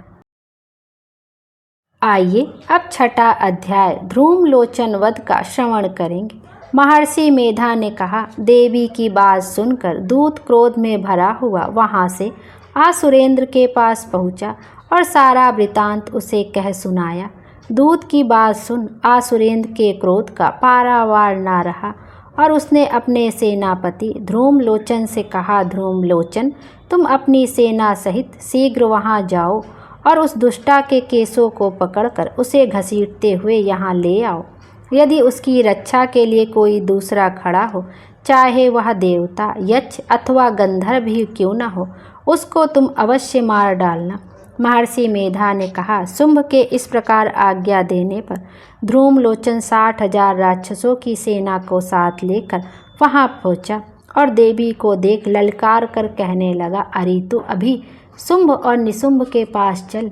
यदि तू प्रसन्नतापूर्वक मेरे साथ न चलेगी तो मैं तेरे केसों को पकड़कर घसीटता हुआ तुझे ले चलूँगा। देवी बोली, आज सुरेंद्र का भेजा हुआ तेरे जैसा बलवान यदि बलपूर्वक मुझे ले जावेगा तो ऐसी दशा में मैं तुम्हारा कर ही क्या सकती हूँ। महर्षि मेधा ने कहा। ऐसा कहने पर ध्रूमलोचन उसकी ओर लपका, किंतु देवी ने उसे अपने हुंकार से ही भस्म कर डाला। यह देखकर असुर सेना क्रुद्ध होकर देवी की ओर बढ़ी, परंतु अंबिका ने उन पर तीखे बाणों, शक्तियों तथा फरसों की वर्षा आरंभ कर दी। इतने में देवी का वाहन भी अपनी ग्रीवा के बालों को झटकता हुआ और बड़ा भारी शब्द करता हुआ असुर सेना में कूद पड़ा। उसने कई असुर अपने पंजों से, कई अपने जबड़ों से और कई को धरती पर पटककर अपनी दाढ़ों से घायल करके मार डाला। उसने कई असुरों को अपने नखों से पेट फाड़ डाले और कई असुरों को केवल थप्पड़ मारकर सिर धड़ से अलग कर दिया। कई असुरों की भुजाएं और सिर तोड़ डाले और गर्दन के बालों को हिलाते हुए उसने कई असुरों को पकड़कर उनके पेट फाड़कर उनका रक्त पी डाला। इस प्रकार देवी के उस महाबलवान सिंह ने क्षण भर में असुर सेना को समाप्त कर दिया। शुंभ ने जब यह सुना कि देवी ने ध्रूमलोचन असुर को मार डाला है और उसके सिंह ने सारी सेना का संहार कर डाला है, तब उसको बड़ा क्रोध आया। उसके मारे क्रोध के ओठ फड़कने लगे और उसने चंड तथा मुंड नामक महाअसुरों को आज्ञा दी, हे चंड, हे मुंड, तुम अपने साथ एक बड़ी सेना लेकर वहां जाओ और उस देवी के बाल पकड़कर उसे बांधकर तुरंत यहाँ ले आओ। यदि उसको यहाँ लाने में किसी प्रकार का संदेह हो तो अपनी सेना सहित उससे लड़ते हुए उसको मार डालो और जब वह दुष्टा और उसका सिंह दोनों मारे जावें तब भी उसको बांधकर यहाँ ले आना। बोलिए माता रानी की जय। 6वां अध्याय यहीं पर समाप्त हुआ। आइए अब 7वां अध्याय का श्रवण करते हैं। चंड और मुंड का वध। महर्षि मेधा ने कहा, दैत्यराज की आज्ञा पाकर चंड और मुंड चतुरंगणी सेना को साथ लेकर हथियार उठाए हुए देवी से लड़ने के लिए चल दिए। हिमालय पर्वत पर पहुंचकर उन्होंने मुस्कुराती हुई देवी जो सिंह पर बैठी हुई थी देखा। जब असुर उनको पकड़ने के लिए तलवारें लेकर उनकी ओर बढ़े तब अंबिका को उन पर बड़ा क्रोध आया और मारे क्रोध के उनका मुख काला पड़ गया, उनकी भ्रिकुटियाँ चढ़ गई और उनके ललाट में से अत्यंत भयंकर तथा अत्यंत विस्तृत मुख वाली लाल आँखों वाली काली प्रकट हुई, जो कि अपने हाथों से तलवार और पास लिए हुई थी। वह विचित्र खड्ग धारण किए हुई थी तथा चीते की चर्म की साड़ी एवं नरमुंडों की माला पहन रखी थी। उनका मांस सूखा हुआ था और शरीर केवल हड्डियों का ढांचा था, और जो भयंकर शब्द से दिशाओं को पूर्ण कर रही थी वह असुर सेना पर टूट पड़ी और दैत्यों का भक्षण करने लगी। वह पार्श रक्षकों, अंकुशधारी महावतों, हाथियों पर सवार होकर योद्धाओं और घंटा सहित हाथियों को एक हाथ से पकड़ पकड़ के अपने मुंह में डाल रही थी, और इसी प्रकार वह घोड़ों, रथों, सारथियों व रथों में बैठे हुए सैनिकों को मुंह में डालकर भयानक रूप से चबा रही थी। किसी के केस पकड़कर, किसी की गर्दन पकड़कर, किसी को पैरों से दबाकर और किसी दैत्य को छाती से मसल कर मार रही थी। वह दैत्य के छोड़े हुए बड़े बड़े अस्त्र शस्त्रों के मुंह में पकड़कर और क्रोध में भरकर उनको दांतों से पीस रही थी। उसने कई बड़े बड़े असुर भक्षण कर डाले, कितनों को रौंद डाला और कितनी उसकी मार के मारे गए। कितनों को उसने तलवार से मार डाला, कितनों को अपने दांतों से समाप्त कर दिया। और इस प्रकार देवी ने क्षण भर में संपूर्ण दैत्य सेना को नष्ट कर दिया। यह देख महापराक्रमी चंड काली देवी की ओर लपका और मुंड ने भी देवी पर अपने भयानक बाणों की वर्षा आरंभ कर दी और अपने हजारों चक्र उस पर छोड़े। उस समय वह चमकते हुए बाण व चक्र देवी के मुख में प्रविष्ट हुए इस प्रकार दिख रहे थे जैसे मानो बहुत से सूर्य मेघों की घटा में प्रविष्ट हो रहे हैं। इसके पश्चात भयंकर शब्द के साथ काली ने अत्यंत जोश में भरकर विकट अट्टहास किया। उसका भयंकर मुख देखा नहीं जाता था। उसके मुख में श्वेत दांतों की पंक्ति चमक रही थी। फिर उसने तलवार हाथ में लेकर हूम शब्द कहकर चंड के ऊपर आक्रमण किया और उसके केस पकड़कर उसका सिर काट कर अलग कर दिया। चंड को मरा हुआ देखकर मुंड देवी की ओर लपका, परंतु देवी ने क्रोध में भर उसे भी अपनी तलवार से यमलोक पहुंचा दिया। चंड और मुंड को मरा हुआ देखकर उसकी बाकी बची हुई सेना वहां से भाग गई। इसके पश्चात काली चंड और मुंड के कटे हुए सिरों को लेकर चंडिका के पास गई और प्रचंड अट्टहास के साथ कहने लगी, हे देवी, चंड और मुंड दो महादैत्यों को मारकर तुम्हारी भेंट कर दिया है। अब शुंभ और निशुंभ का तुमको स्वयं वध करना है। महर्षि मेधा ने कहा। वहां लाए हुए चंड और मुंड के सिरों को देखकर कल्याणमयी चंडी ने काली से मधुर वाणी में कहा, हे देवी, तुम चूंकि चंड और मुंड को मेरे पास लेकर आई हो, अतः संसार में चामुंडा के नाम से तुम्हारी ख्याति होगी। बोलिए चामुंडा माता की जय। 7वां अध्याय यहीं पर समाप्त हुआ। आइए अब 8वां अध्याय रक्त बीज वध का श्रवण करेंगे। महर्षि मेधा ने कहा, चंड और मुंड नामक असुरों के मारे जाने से और बहुत सी सेना के नष्ट हो जाने से असुरों के राजा प्रतापी शुंभ ने क्रोध युक्त होकर अपनी संपूर्ण सेना को युद्ध के लिए तैयार होने की आज्ञा दी। उसने कहा, अब उदायुध नामक 86 आसुर सेनापति अपनी सेनाओं के साथ युद्ध के लिए जाएं और कंबु नामक 84 सेनापति भी युद्ध के लिए जाएं और कोटिवीर नामक 50 सेनापति और ध्रौमकुल नाम के 100 सेनापति प्रस्थान करें। कालक, दौहर्द, मौर्य और काल के यह दैत्य भी मेरी आज्ञा से सजकर युद्ध के लिए कूच करें। भयानक शासन करने वाला असुरों का स्वामी शुंभ इस प्रकार आज्ञा देकर बहुत बड़ी सेना के साथ युद्ध के लिए चला। उसकी सेना को अपनी ओर आता देखकर चंडिका ने अपनी धनुष की टंकार से पृथ्वी और आकाश के बीच का भाग गुजा दिया। हे राजन, इसके पश्चात देवी के सिंह ने दहाड़ना आरंभ कर दिया और अंबिका के घंटे के शब्दों ने उस ध्वनि को और भी बढ़ा दिया। धनुष की टंकार, शेर की दहाड़ और घंटे के शब्द से पृथ्वी और आकाश के बीच का भाग गूंज उठा और इसके साथ ही देवी ने अपने मुख को और भी भयानक बना लिया। ऐसे भयंकर शब्द को सुनकर राक्षसी सेना ने देवी तथा सिंह को चारों ओर से घेर लिया। हे राजन, उस समय दैत्यों के नाश के लिए और देवताओं के हित के लिए ब्रह्मा, शिव, कार्तिकेय, विष्णु तथा इंद्र आदि देवों की शक्तियाँ, जो अत्यंत पराक्रम और बल से संपन्न थी, उनके शरीर से निकलकर उसी रूप में चंडिका देवी के पास गईं। जिस देवता का जैसा रूप था, जैसे आभूषण थे और जैसा वाहन था, वैसा ही रूप, आभूषण और वाहन लेकर उन देवताओं की शक्तियाँ दैत्यों से युद्ध करने के लिए आईं। हंस युक्त विमान में बैठकर और रुद्राक्ष की माला कमंडलु धारण करके ब्रह्मा जी की शक्ति आई। वृषभ पर सवार होकर, हाथ में त्रिशूल लेकर, महानाग का कंकड़ पहनकर और चंद्ररेखा से भूषित होकर भगवान शंकर की शक्ति माहेश्वरी आई और मोर पर आरूढ़ होकर हाथ में शक्ति लिए दैत्यों से युद्ध करने के लिए कार्तिकेय जी की शक्ति उन्हीं का रूप धारण करके आई। भगवान विष्णु की शक्ति गरुड़ पर सवार होकर शंख, चक्र, शांख, गदा, धनुष तथा खड्ग हाथ में लिए हुए आई। श्री हरि की शक्ति वाराही वराह का शरीर धारण करके आई और नरसिंह के समान शरीर धारण करके उनकी शक्ति नारसिंही भी आई। उसकी गर्दन के झटकों से आकाश के तारे टूट पड़ते थे और इसी प्रकार देवराज इंद्र की शक्ति ऐन्द्री भी ऐरावत के ऊपर सवार होकर आई। इसके पश्चात इन शक्तियों से घिरे हुए भगवान शंकर ने चंडिका से कहा, मेरी प्रसन्नता के लिए तुम शीघ्र ही इन असुरों को मारो।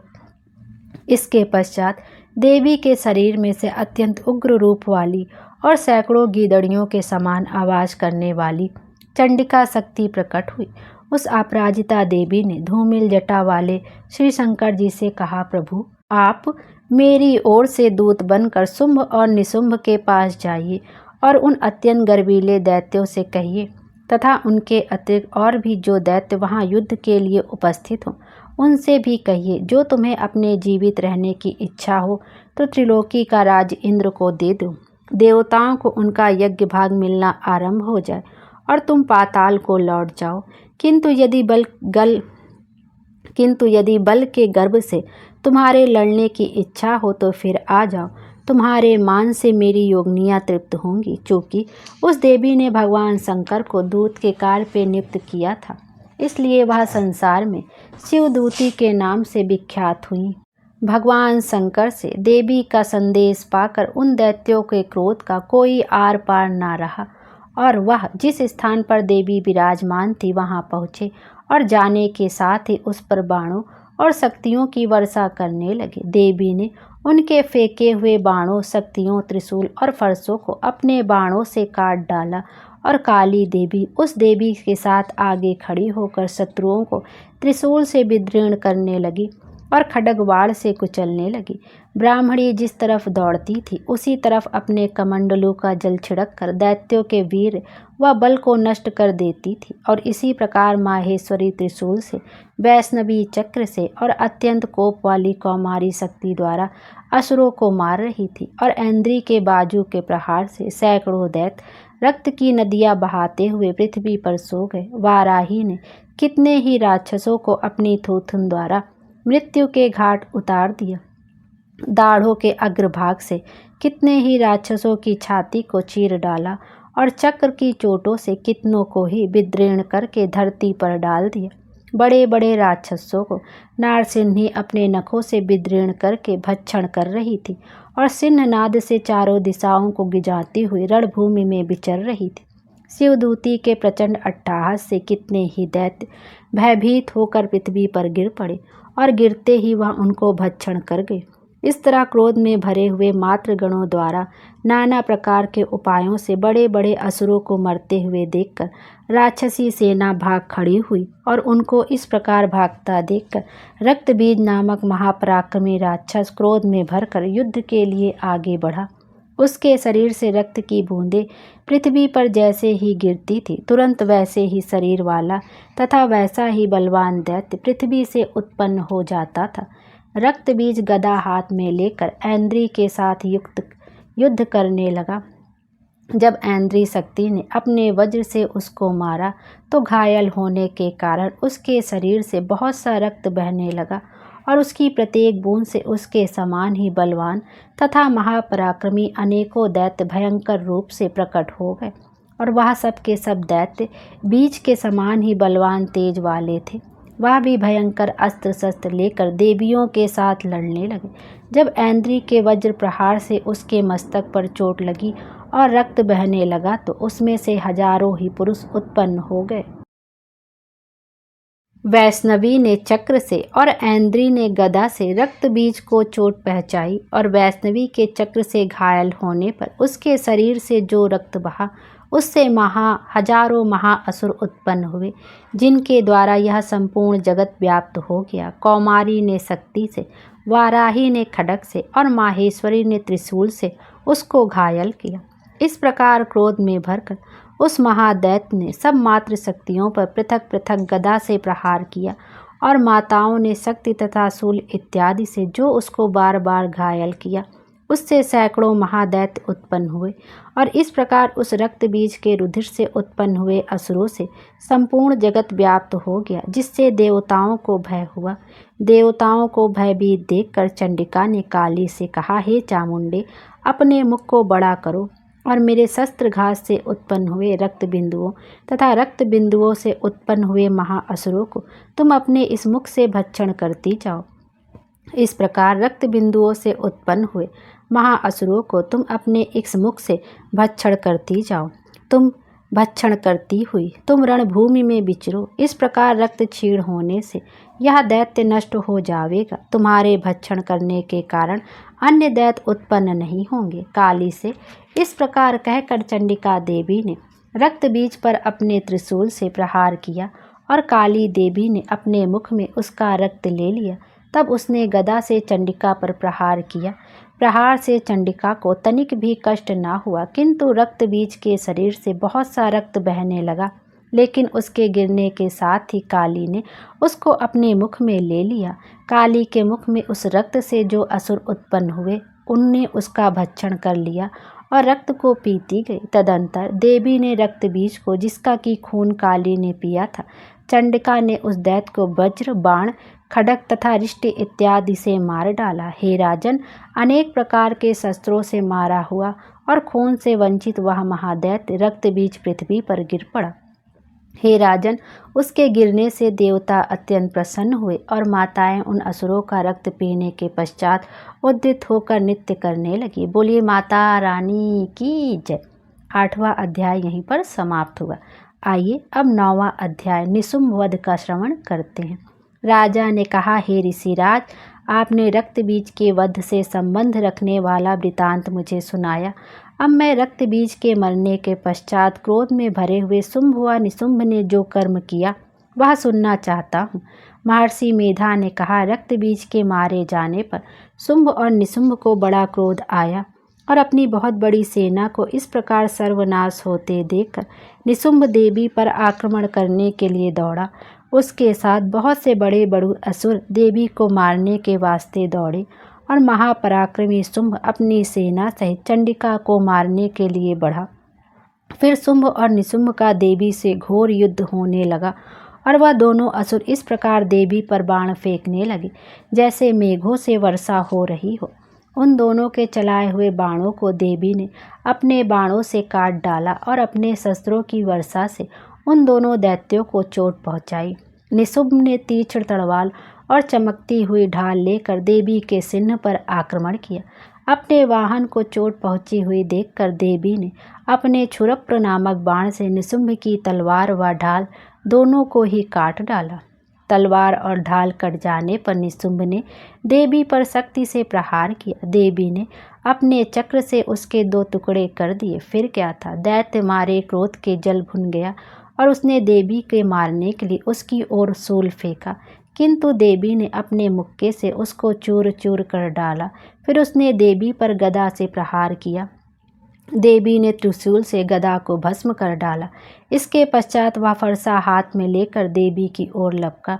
देवी ने अपने तीखे बाणों से उसे धरती पर सुला दिया। अपने पराक्रमी भाई निशुंभ के इस प्रकार से मरने पर शुंभ क्रोध में भरकर देवी को मारने के लिए दौड़ा। वह रथ में बैठा हुआ उत्तम आयुधों से सुशोभित अपनी 8 बड़ी बड़ी भुजाओं से सारे आकाश को ढके हुए था। शुंभ को आते हुए देखकर देवी ने अपना शंख बजाया और धनुष की टंकार को भी अत्यंत दुस्सह शब्द किया। साथ ही अपने घंटे के शब्द से, जो कि संपूर्ण दैत्य सेना के तेज को नष्ट करने वाला था, संपूर्ण दिशाओं को व्याप्त कर दिया। इसके पश्चात देवी के सिंह में भी अपनी दहाड़ से, जिसे सुन बड़े बड़े बलवानों का मद चूर चूर हो जाता था, आकाश, पृथ्वी और 10 दिशाओं को पूरित कर दिया। फिर आकाश में उछलकर काली ने अपने दांतों तथा हाथों को पृथ्वी पर पटका। उसके ऐसा करने से ऐसा शब्द हुआ जिससे कि उसके पहले के सारे शब्द शांत हो गए। इसके पश्चात शिवदूती ने असुरों के लिए भय उत्पन्न करने वाला अट्टहास किया, जिसे सुनकर सब दैत्य थर्रा उठे और शुंभ को बड़ा क्रोध हुआ। फिर अंबिका ने उसे अरे दुष्ट, खड़ा रह कहा तो आकाश से सभी देवता जय हो बोल उठे। शुंभ ने वहां आकर ज्वालाओं से युक्त एक अत्यंत भयंकर शक्ति छोड़ी, जिसे आते देखकर देवी ने अपनी महोल्का नामक शक्ति से काट डाला। हे राजन, फिर शुंभ के सिंहनाद से तीनों लोक व्याप्त हो गए और उसकी प्रतिध्वनि से ऐसा घोर शब्द हुआ जिसने इससे पहले के सब शब्दों को जीत लिया। शुंभ के छोड़े बाणों को देवी ने और देवी के छोड़े बाणों को शुंभ ने अपने बाणों से काट सैकड़ों और हजारों टुकड़ों में परिवर्तित कर दिया। इसके पश्चात जब चंडिका ने क्रोध में भर शुंभ को त्रिशूल से मारा तो वह मूर्छित होकर पृथ्वी पर गिर पड़ा। जब उसकी मूर्छा दूर हुई तो वह धनुष लेकर आया और अपने बाणों से उसने देवी काली तथा सिंह को घायल कर दिया।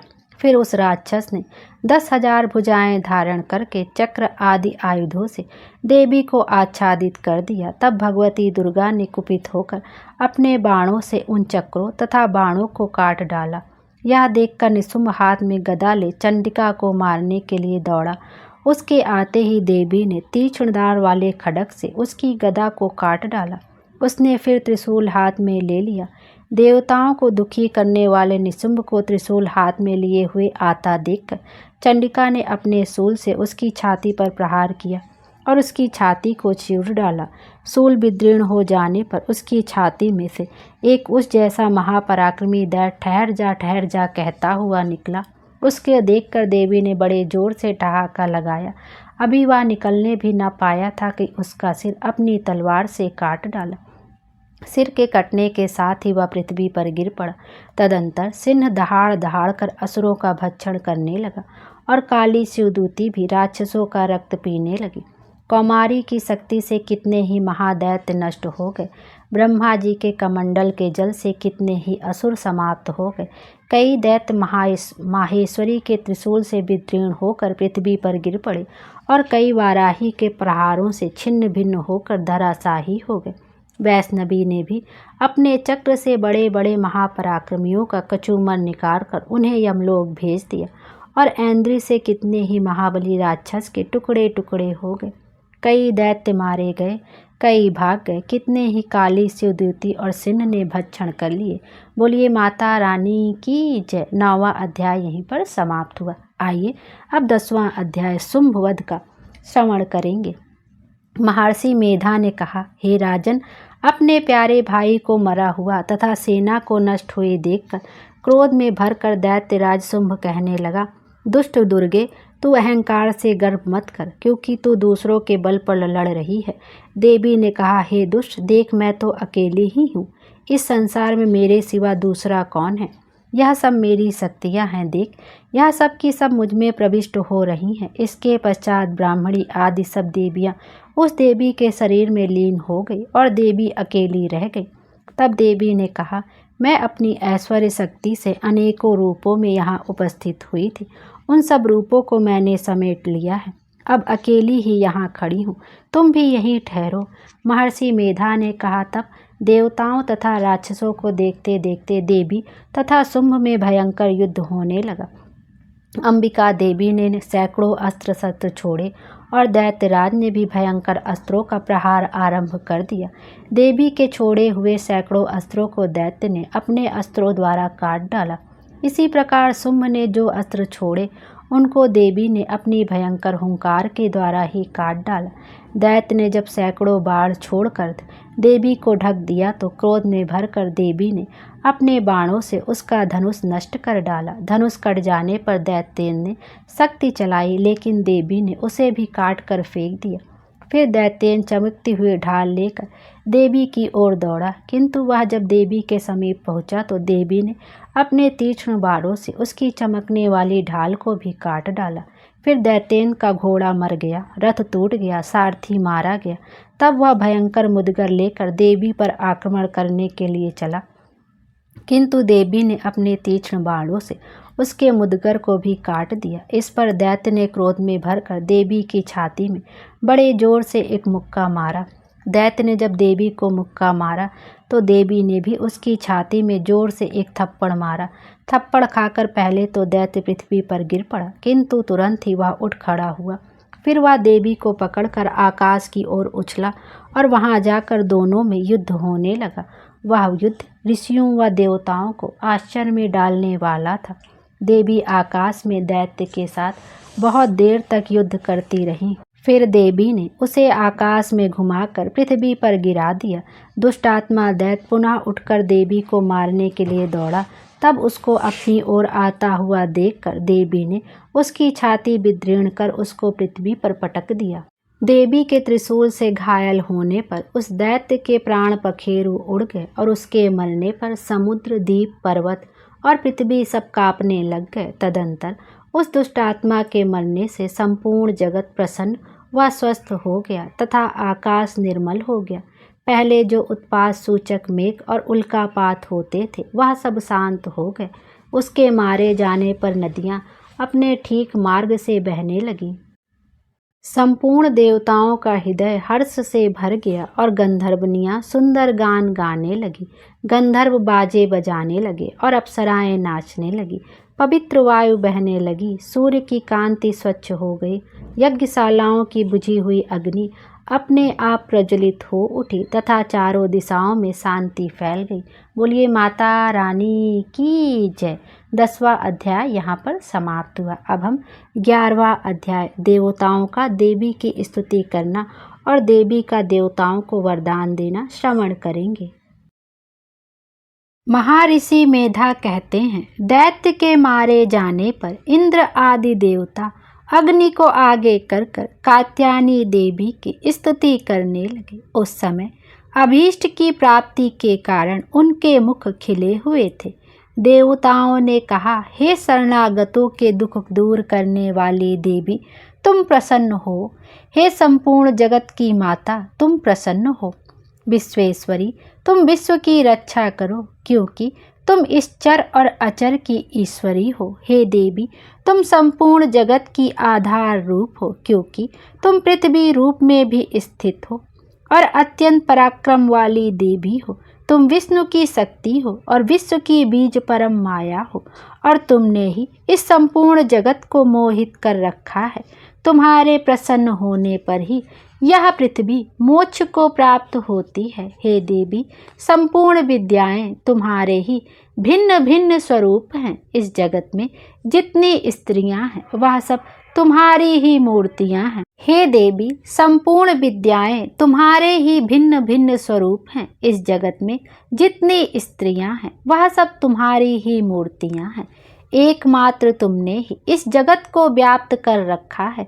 तुम्हारी स्तुति किस प्रकार हो सकती है, क्योंकि तुम परम बुद्धि रूप हो और संपूर्ण प्राणी रूप, स्वर्ग और मुक्ति देने वाली हो। अतः इसी रूप में तुम्हारी स्तुति की गई है। तुम्हारी स्तुति के लिए इससे बढ़कर और क्या युक्तियां हो सकती हैं। संपूर्ण जनों के हृदय में बुद्धि रूप होकर निवास करने वाली, स्वर्ग तथा मोक्ष प्रदान करने वाली, हे नारायणी देवी, तुमको नमस्कार है। कला, काष्ठा आदि रूप से अवस्थाओं को परिवर्तन की ओर ले जाने वाली, तथा प्राणियों का अंत करने वाली नारायणी, तुमको नमस्कार है। हे नारायणी, संपूर्ण मंगलों के मंगल रूप वाली, हे शिवे, हे संपूर्ण प्रयोजनों को सिद्ध करने वाली, हे शरणागत वत्सला, 3 नेत्रों वाली गौरी, तुमको नमस्कार है। सृष्टि, स्थिति तथा संहार की शक्ति भूता सनातनी देवी, गुणों का आधार तथा सर्व सुखमयी नारायणी, तुमको नमस्कार है। हे शरण में आए हुए शरणागतों, दीन दुखियों की रक्षा में तत्पर, संपूर्ण पीड़ाओं को हरने वाली, हे नारायणी, तुमको नमस्कार है। हे नारायणी, तुम ब्राह्मणी का रूप धारण करके हंसों से जुते हुए विमान पर बैठती हो तथा कुश से अभिमंत्रित जल छिड़कती रहती हो, तुम्हें नमस्कार है। माहेश्वरी रूप से त्रिशूल, चंद्रमा और सर्पों को धारण करने वाली, हे महावृषभ वाहन वाली नारायणी, तुम्हें नमस्कार है। मोरों तथा कुक्कुटों से घिरी रहने वाली, महाशक्ति को धारण करने वाली, हे कौमारी रूप धारणी निष्पाप नारायणी, तुम्हें नमस्कार है। हे शंख चक्र गदा और सांख धनुष रूप आयुधों को धारण करने वाली वैष्णवी शक्ति रूपा नारायणी, तुम हम पर प्रसन्न हो, तुम्हें नमस्कार है। हे दांतों पर पृथ्वी धारण करने वाली वराह रूपिणी कल्याणमयी नारायणी, तुम्हें नमस्कार है। हे उग्र नरसिंह रूप से दैत्यों को मारने वाली, त्रिभुवन की रक्षा में संलग्न रहने वाली नारायणी, तुम्हें नमस्कार है। हे मस्तक पर किरीट और हाथ में महावज्र धारण करने वाली, सहस्त्रों नेत्रों के कारण उज्ज्वल, वृत्तासुर के प्राण हरने वाली ऐन्द्रिय शक्ति, हे नारायणी, तुम्हें नमस्कार है। हे शिवदी, हे शिवदूती स्वरूप से दैत्यों के महामद को नष्ट करने वाली, हे घोर रूप वाली, हे महाशब्द वाली, हे नारायणी, तुम्हें नमस्कार है। दाढ़ों के कारण विकराल मुख वाली, मुंडमाला से विभूषित मुंड मर्दनी चामुंडा रूपा नारायणी, तुम्हें नमस्कार है। हे लक्ष्मी, लज्जा, महाविद्या, श्रद्धा, पुष्टि, स्वधा, ध्रुवा, महारात्रि तथा महाविद्या रूपा नारायणी, तुमको नमस्कार है। हे मेधा, सरस्वती, सर्वोत्कृष्ट ऐश्वर्य रूपिणी पार्वती, महाकाली नियंता तथा ईश रूपिणी नारायणी, तुम्हें नमस्कार है। हे सर्वस्वरूप सर्वेश्वरी, सर्वशक्ति युक्त देवी, हमारी भय से रक्षा करो, तुम्हें नमस्कार है। हे कात्यायनी, तीनों नेत्रों से भूषित यह तेरा सौम्य मुख सब तरह के डरों से हमारी रक्षा करे, तुम्हें नमस्कार है। हे भद्रकाली, ज्वालाओं के समान भयंकर, अति उग्र एवं संपूर्ण असुरों को नष्ट करने वाला तुम्हारा त्रिशूल हमें भयों से बचावे, तुमको नमस्कार है। हे देवी, जो अपने शब्द से इस जगत को पूरित करके दैत्यों के तेज को नष्ट करता है, वह आपका घंटा इस प्रकार हमारी रक्षा करे जैसे कि माता अपने पुत्रों की रक्षा करती हैं। हे चंडिके, असुरों के रक्त और चर्बी से चर्चित जो आपकी तलवार है वह हमारा मंगल करे, हम तुमको नमस्कार करते हैं। हे देवी, तुम जब प्रसन्न होती हो तो संपूर्ण रोगों को नष्ट करती हो और जब रुष्ट हो जाती हो तो संपूर्ण वांछित कामनाओं को नष्ट कर देती हो, और जो मनुष्य तुम्हारी शरण में जाते हैं उन पर कभी विपत्ति नहीं आती, बल्कि तुम्हारी शरण में गए हुए मनुष्य दूसरों को आश्रय देने योग्य हो जाते हैं। अनेक रूपों से बहुत प्रकार की मूर्तियों को धारण करके इन धर्मद्रोही असुरों का तुमने संहार किया है, वह तुम्हारे सिवा और कौन कर सकता था। चतुर्दश विद्याएं, 6 शास्त्र और 4 वेद तुम्हारे ही प्रकाश से प्रकाशित हैं, उनमें तुम्हारा ही वर्णन है। और जहाँ राक्षस, विषैले सर्प, शत्रुगण हैं, वहाँ और समुद्र के बीच में भी तुम साथ रहकर इस विश्व की रक्षा करती हो। हे विश्वेश्वरी, तुम विश्व का पालन करने वाली विश्वरूपा हो, इसलिए संपूर्ण विश्व को धारण करती हो। इसीलिए ब्रह्मा, विष्णु, महेश की भी वंदनीय हो। जो भक्ति पूर्वक तुमको नमस्कार करते हैं वह विश्व को आश्रय देने वाले बन जाते हैं। हे देवी, तुम प्रसन्न हो और असुरों को मारकर जिस प्रकार हमारी रक्षा की ही, ऐसे ही हमारे शत्रुओं से सदा हमारी रक्षा करती रहो। संपूर्ण जगत के पाप नष्ट कर दो और पापों तथा उनके फलस्वरूप होने वाली महामारी आदि बड़े बड़े उपद्रवों को शीघ्र ही दूर कर दो। विश्व की पीड़ा को हरने वाली देवी, शरण में पड़े हुओं पर प्रसन्न हो। त्रिलोक निवासियों की पूजनीय परमेश्वरी, हम लोगों को वरदान दो। देवी ने कहा, हे देवताओं, मैं तुमको वर देने के लिए तैयार हूँ। आपकी जैसी इच्छा हो वैसा वर मांग लो, मैं तुमको अवश्य दूंगी। देवताओं ने कहा, हे सर्वेश्वरी, त्रिलोकी के निवासियों की समस्त पीड़ाओं को तुम इसी प्रकार हरती रहो और हमारे शत्रुओं को इसी प्रकार नष्ट करती रहो।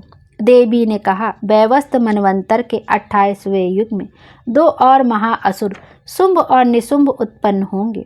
उस समय मैं नंद गोप के घर से, यशोदा के गर्भ से उत्पन्न होकर विंध्याचल पर्वत पर शुंभ और निशुंभ का संहार करूंगी। फिर अत्यंत भयंकर रूप से पृथ्वी पर अवतीर्ण होकर मैं वह प्रचित्ति नामक दानवों का नाश करूंगी।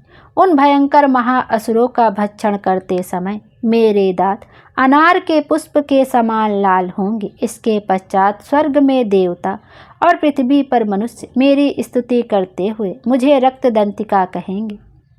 फिर जब 100 वर्षों तक वर्षा न होगी तो मैं ऋषियों की स्तुति करने पर आयोनिज नाप से प्रकट होंगी और अपने 100 नेत्रों से ऋषियों की ओर देखूंगी। अतः मनुष्य साताक्षी नाम से मेरा कीर्तन करेंगे।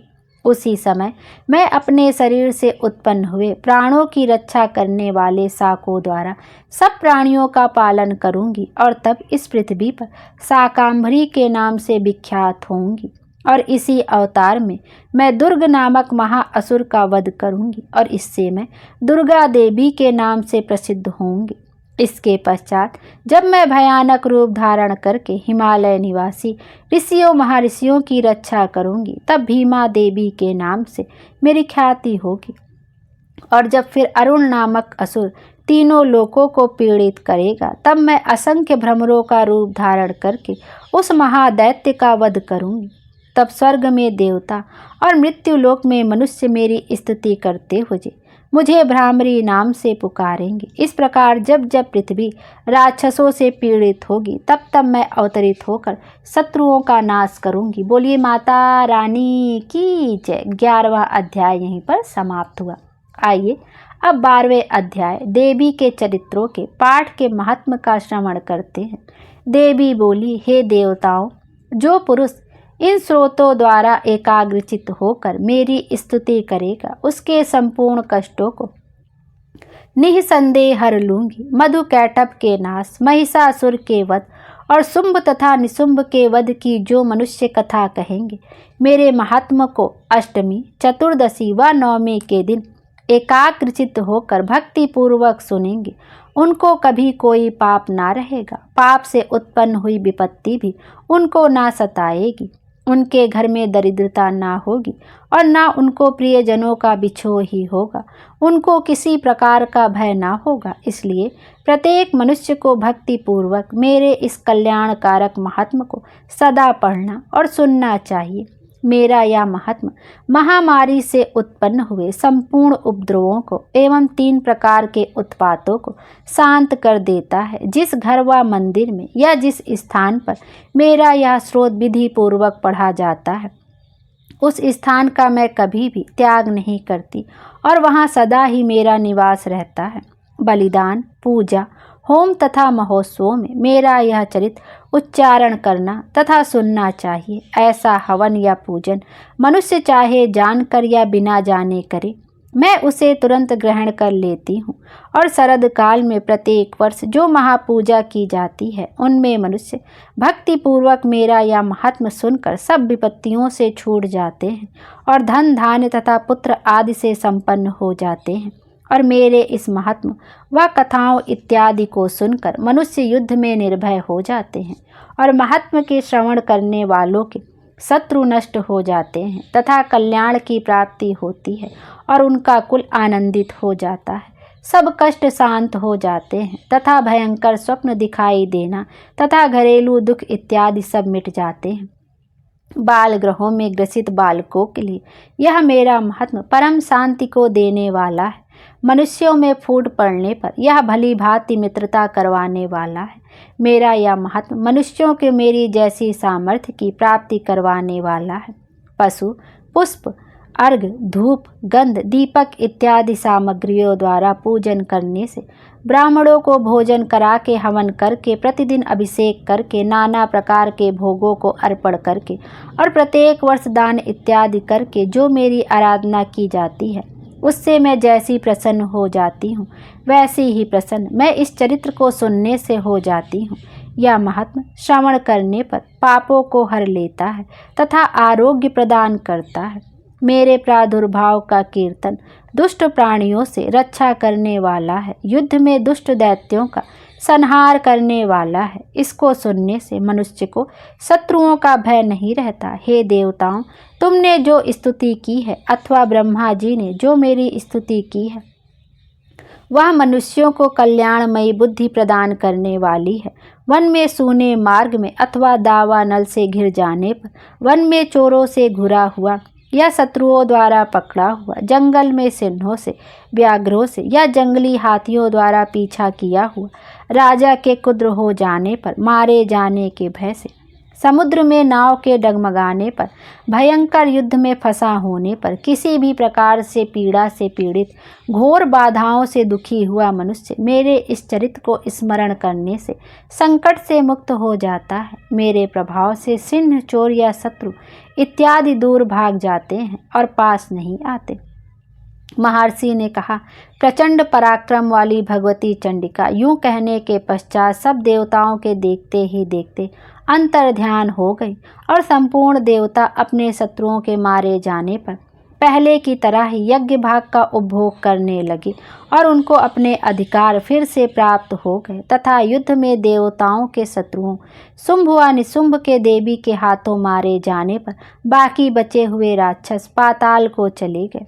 हे राजन, इस प्रकार भगवती अंबिका नित्य होती हुई भी बार बार प्रकट होकर इस जगत का पालन करती हैं, इसको मोहित करती हैं, जन्म देती हैं और प्रार्थना करने पर समृद्धि प्रदान करती हैं। हे राजन, भगवती ही महाप्रलय के समय महामारी का रूप धारण करती हैं और वही संपूर्ण ब्रह्मांड में व्याप्त हैं और वही भगवती समय समय पर महाकाली तथा महामारी का रूप बनाती हैं और स्वयं अजन्मा होती हुई भी सृष्टि के रूप में प्रकट होती हैं। वह सनातनी देवी प्राणियों का पालन करती हैं और वही मनुष्य के अभ्युदय के समय घर में लक्ष्मी का रूप बनाकर स्थित हो जाती हैं तथा अभाव के समय दरिद्रता बनकर विनाश का कारण बन जाती हैं। पुष्प, धूप और गंध आदि से पूजन करके उनकी स्तुति करने से वह धन एवं पुत्र देती हैं और धर्म में शुभ बुद्धि प्रदान करती हैं।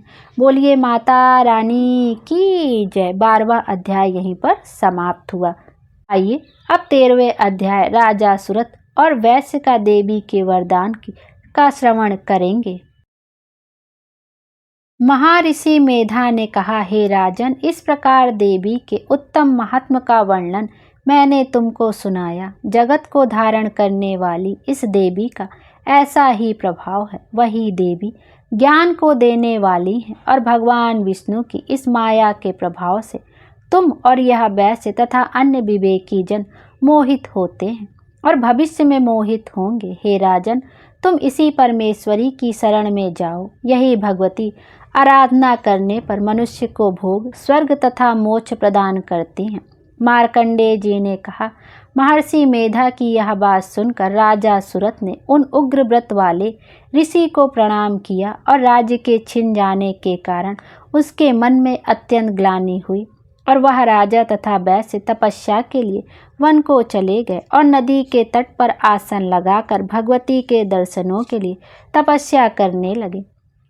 दोनों ने नदी के तट पर देवी की मूर्ति बनाई और पुष्प, धूप, दीप तथा हवन द्वारा उनका पूजन करने लगे। पहले उन्होंने आहार को कम कर दिया, फिर बिल्कुल निराहार रहकर भगवती में मन लगाकर एकाग्रता पूर्वक उनकी आराधना करने लगे। वह दोनों अपने शरीर के रक्त से देवी को बलि देते हुए 3 वर्ष तक लगातार भगवती की आराधना करते रहे। 3 वर्ष के पश्चात जगत का पालन करने वाली चंडिका ने उनको प्रत्यक्ष दर्शन देकर कहा। देवी बोली, हे राजन तथा अपने कुल को प्रसन्न करने वाले वैश्य, तुम जिस वर की इच्छा रखते हो वह मुझसे मांगो, वह वर मैं तुमको दूंगी, क्योंकि मैं तुम पर अत्यंत प्रसन्न हूँ। मार्कंडेय जी कहते हैं, यह सुन राजा ने अगले जन्म में नष्ट न होने वाला अखंड राज्य और इस जन्म में बलपूर्वक अपने शत्रुओं को नष्ट करने के पश्चात अपना पुनः राज्य प्राप्त करने के लिए भगवती से वरदान मांगा। और वैश्य ने भी, जिसका चित्त संसार की ओर से विरक्त हो चुका था, अतः भगवती से अपनी ममता तथा अहंकार रूप आसक्ति को नष्ट कर देने वाले ज्ञान को देने के लिए कहा। देवी ने कहा, हे राजन, तुम शीघ्र ही अपने शत्रुओं को मारकर पुनः अपना राज्य प्राप्त कर लोगे। तुम्हारा राज्य स्थिर रहने वाला होगा। फिर मृत्यु के पश्चात आप सूर्य देव के अंश से जन्म लेकर सावर्णिक मनु के नाम से इस पृथ्वी पर ख्याति को प्राप्त होगे। हे वैश्य, कुल में श्रेष्ठ, आपने जो मुझसे वर मांगा है वह आपको देती हूँ। आपको मोक्ष को देने वाले ज्ञान की प्राप्ति होगी। मार्कंडेय जी कहते हैं, इस प्रकार उन दोनों को मनवांछित वर प्रदान कर तथा उनसे अपनी स्तुति सुन भगवती अंतर ध्यान हो गई। और इस प्रकार क्षत्रियों में श्रेष्ठ वह राजा सुरथ भगवान सूर्य देव से जन्म लेकर इस पृथ्वी पर सावर्णिक मनु के नाम से विख्यात होंगे। बोलिए माता रानी की जय। 13 अध्याय यहीं पर समाप्त हुआ। आज की वीडियो में हमने अध्याय 1 से लेकर 13 अध्यायों का श्रवण किया है। आइए अब माँ दुर्गा के 108 नामों का श्रवण करते हैं और अपनी गलतियों के लिए माता से क्षमा याचना करते हैं। माँ दुर्गा के 108 नाम: सती, साध्वी, भवप्रीता, भवानी, भवमोचनी, आर्या, दुर्गा, जया, आद्या, त्रिनेत्रा, शूलधारिणी, पिनाकधारिणी, चित्रा, चंद्रघंटा, महातपा, मनः, बुद्धि, अहंकारा, चितरूपा, चिता, चिति, सर्वमंत्रमयी, सत्या, सत्यानंद, अनंता, भावनी, भाव्या, भव्या, अभव्या, सदागति, साम्वी, देवमाता स्वरूपिणी, चिंता, रत्नप्रिया, सर्वविद्या, दक्ष कन्या, दक्ष यज्ञ विनाशिनी, अर्पणा, अनेक वर्णा, पाटला, पाटलावती, पंटांबर परिधाना, कला मंजीरा, रंजनी, अमे, विक्रमा, क्रूरा, सुंदरी, सुर सुंदरी, वन दुर्गा, मातंगी, मातंग मुनि पूजता, ब्राह्मी, माहेश्वरी, ऐन्द्री, कौमारी, वैष्णवी, चामुंडा, वाराही, लक्ष्मी, पुरुषाकृति, बिमला, उत्कर्षणी, ज्ञाना, क्रिया, नित्या, बुद्धिदा, बहुला, बहुल प्रेमी, सर्वाहन, वाहना, निशुंभ शुंभ हन्नी, महिषासुर मर्दनी, मधुकैट बहंती, चंडमुंड विनाशनी, सर्व असुर विनाशा, सर्वदानव घातनी, सत्या, सर्वास्त्र धारणी, अनेक शस्त्र हस्ता, अनेक शास्त्र धारणी, कुमारी, एक कन्या, कैशोरी, युति, यति, अप्रौणा, प्रौणा, वृद्ध माता, बलप्रदा, महोदरी, मुक्तकेशी, घोर रूपा, महाबला, अग्निज्वाला, रौद्रमुखी, कालरात्रि, तपस्विनी, नारायणी, भद्रकाली, विष्णुमाया, जलोदरी, शिवदूती, कराली, अनंता, परमेश्वरी, कात्यायनी, सावित्री, प्रत्यक्षा, ब्रह्मवादिनी, सर्वशास्त्रमयी। यह माँ दुर्गा के 108 नाम है। दुर्गा सप्तशती के बाद माता के इन 108 नामों का श्रवण अवश्य करना चाहिए। आइए अब माँ दुर्गा से क्षमा याचना करते हैं। परमेश्वरी, मेरे द्वारा रात दिन सहस्त्रों अपराध होते हैं। यह मेरी दास है, ऐसा समझकर मेरे उन अपराधों को तुम कृपा पूर्वक क्षमा करो। परमेश्वरी, मैं आवाहन नहीं जानती, विसर्जन करना नहीं जानती तथा पूजा करने का ढंग भी नहीं जानती। क्षमा करो देवी। सुरेश्वरी, मैंने जो मंत्रहीन, क्रियाहीन और भक्तिहीन पूजन किया है वह सब आपकी दया की ही पात्र हूँ। जैसा चाहो करो। देवी परमेश्वरी, मैंने भूल से, अज्ञान से अथवा बुद्धि भ्रांत होने के कारण मैंने जो न्यूनता या अधिकता कर दी है वह सब क्षमा करो और प्रसन्न हो। सच्चिदानंद स्वरूपा परमेश्वरी, जगत माता कामेश्वरी, तुम प्रेम पूर्वक मेरी यह पूजा स्वीकार करो और मुझ पर प्रसन्न रहो। बोलिए माता रानी की जय। माता रानी हम सब की मनोकामना पूर्ण करें और हमारे जीवन को खुशियों से भर दें। Thank you.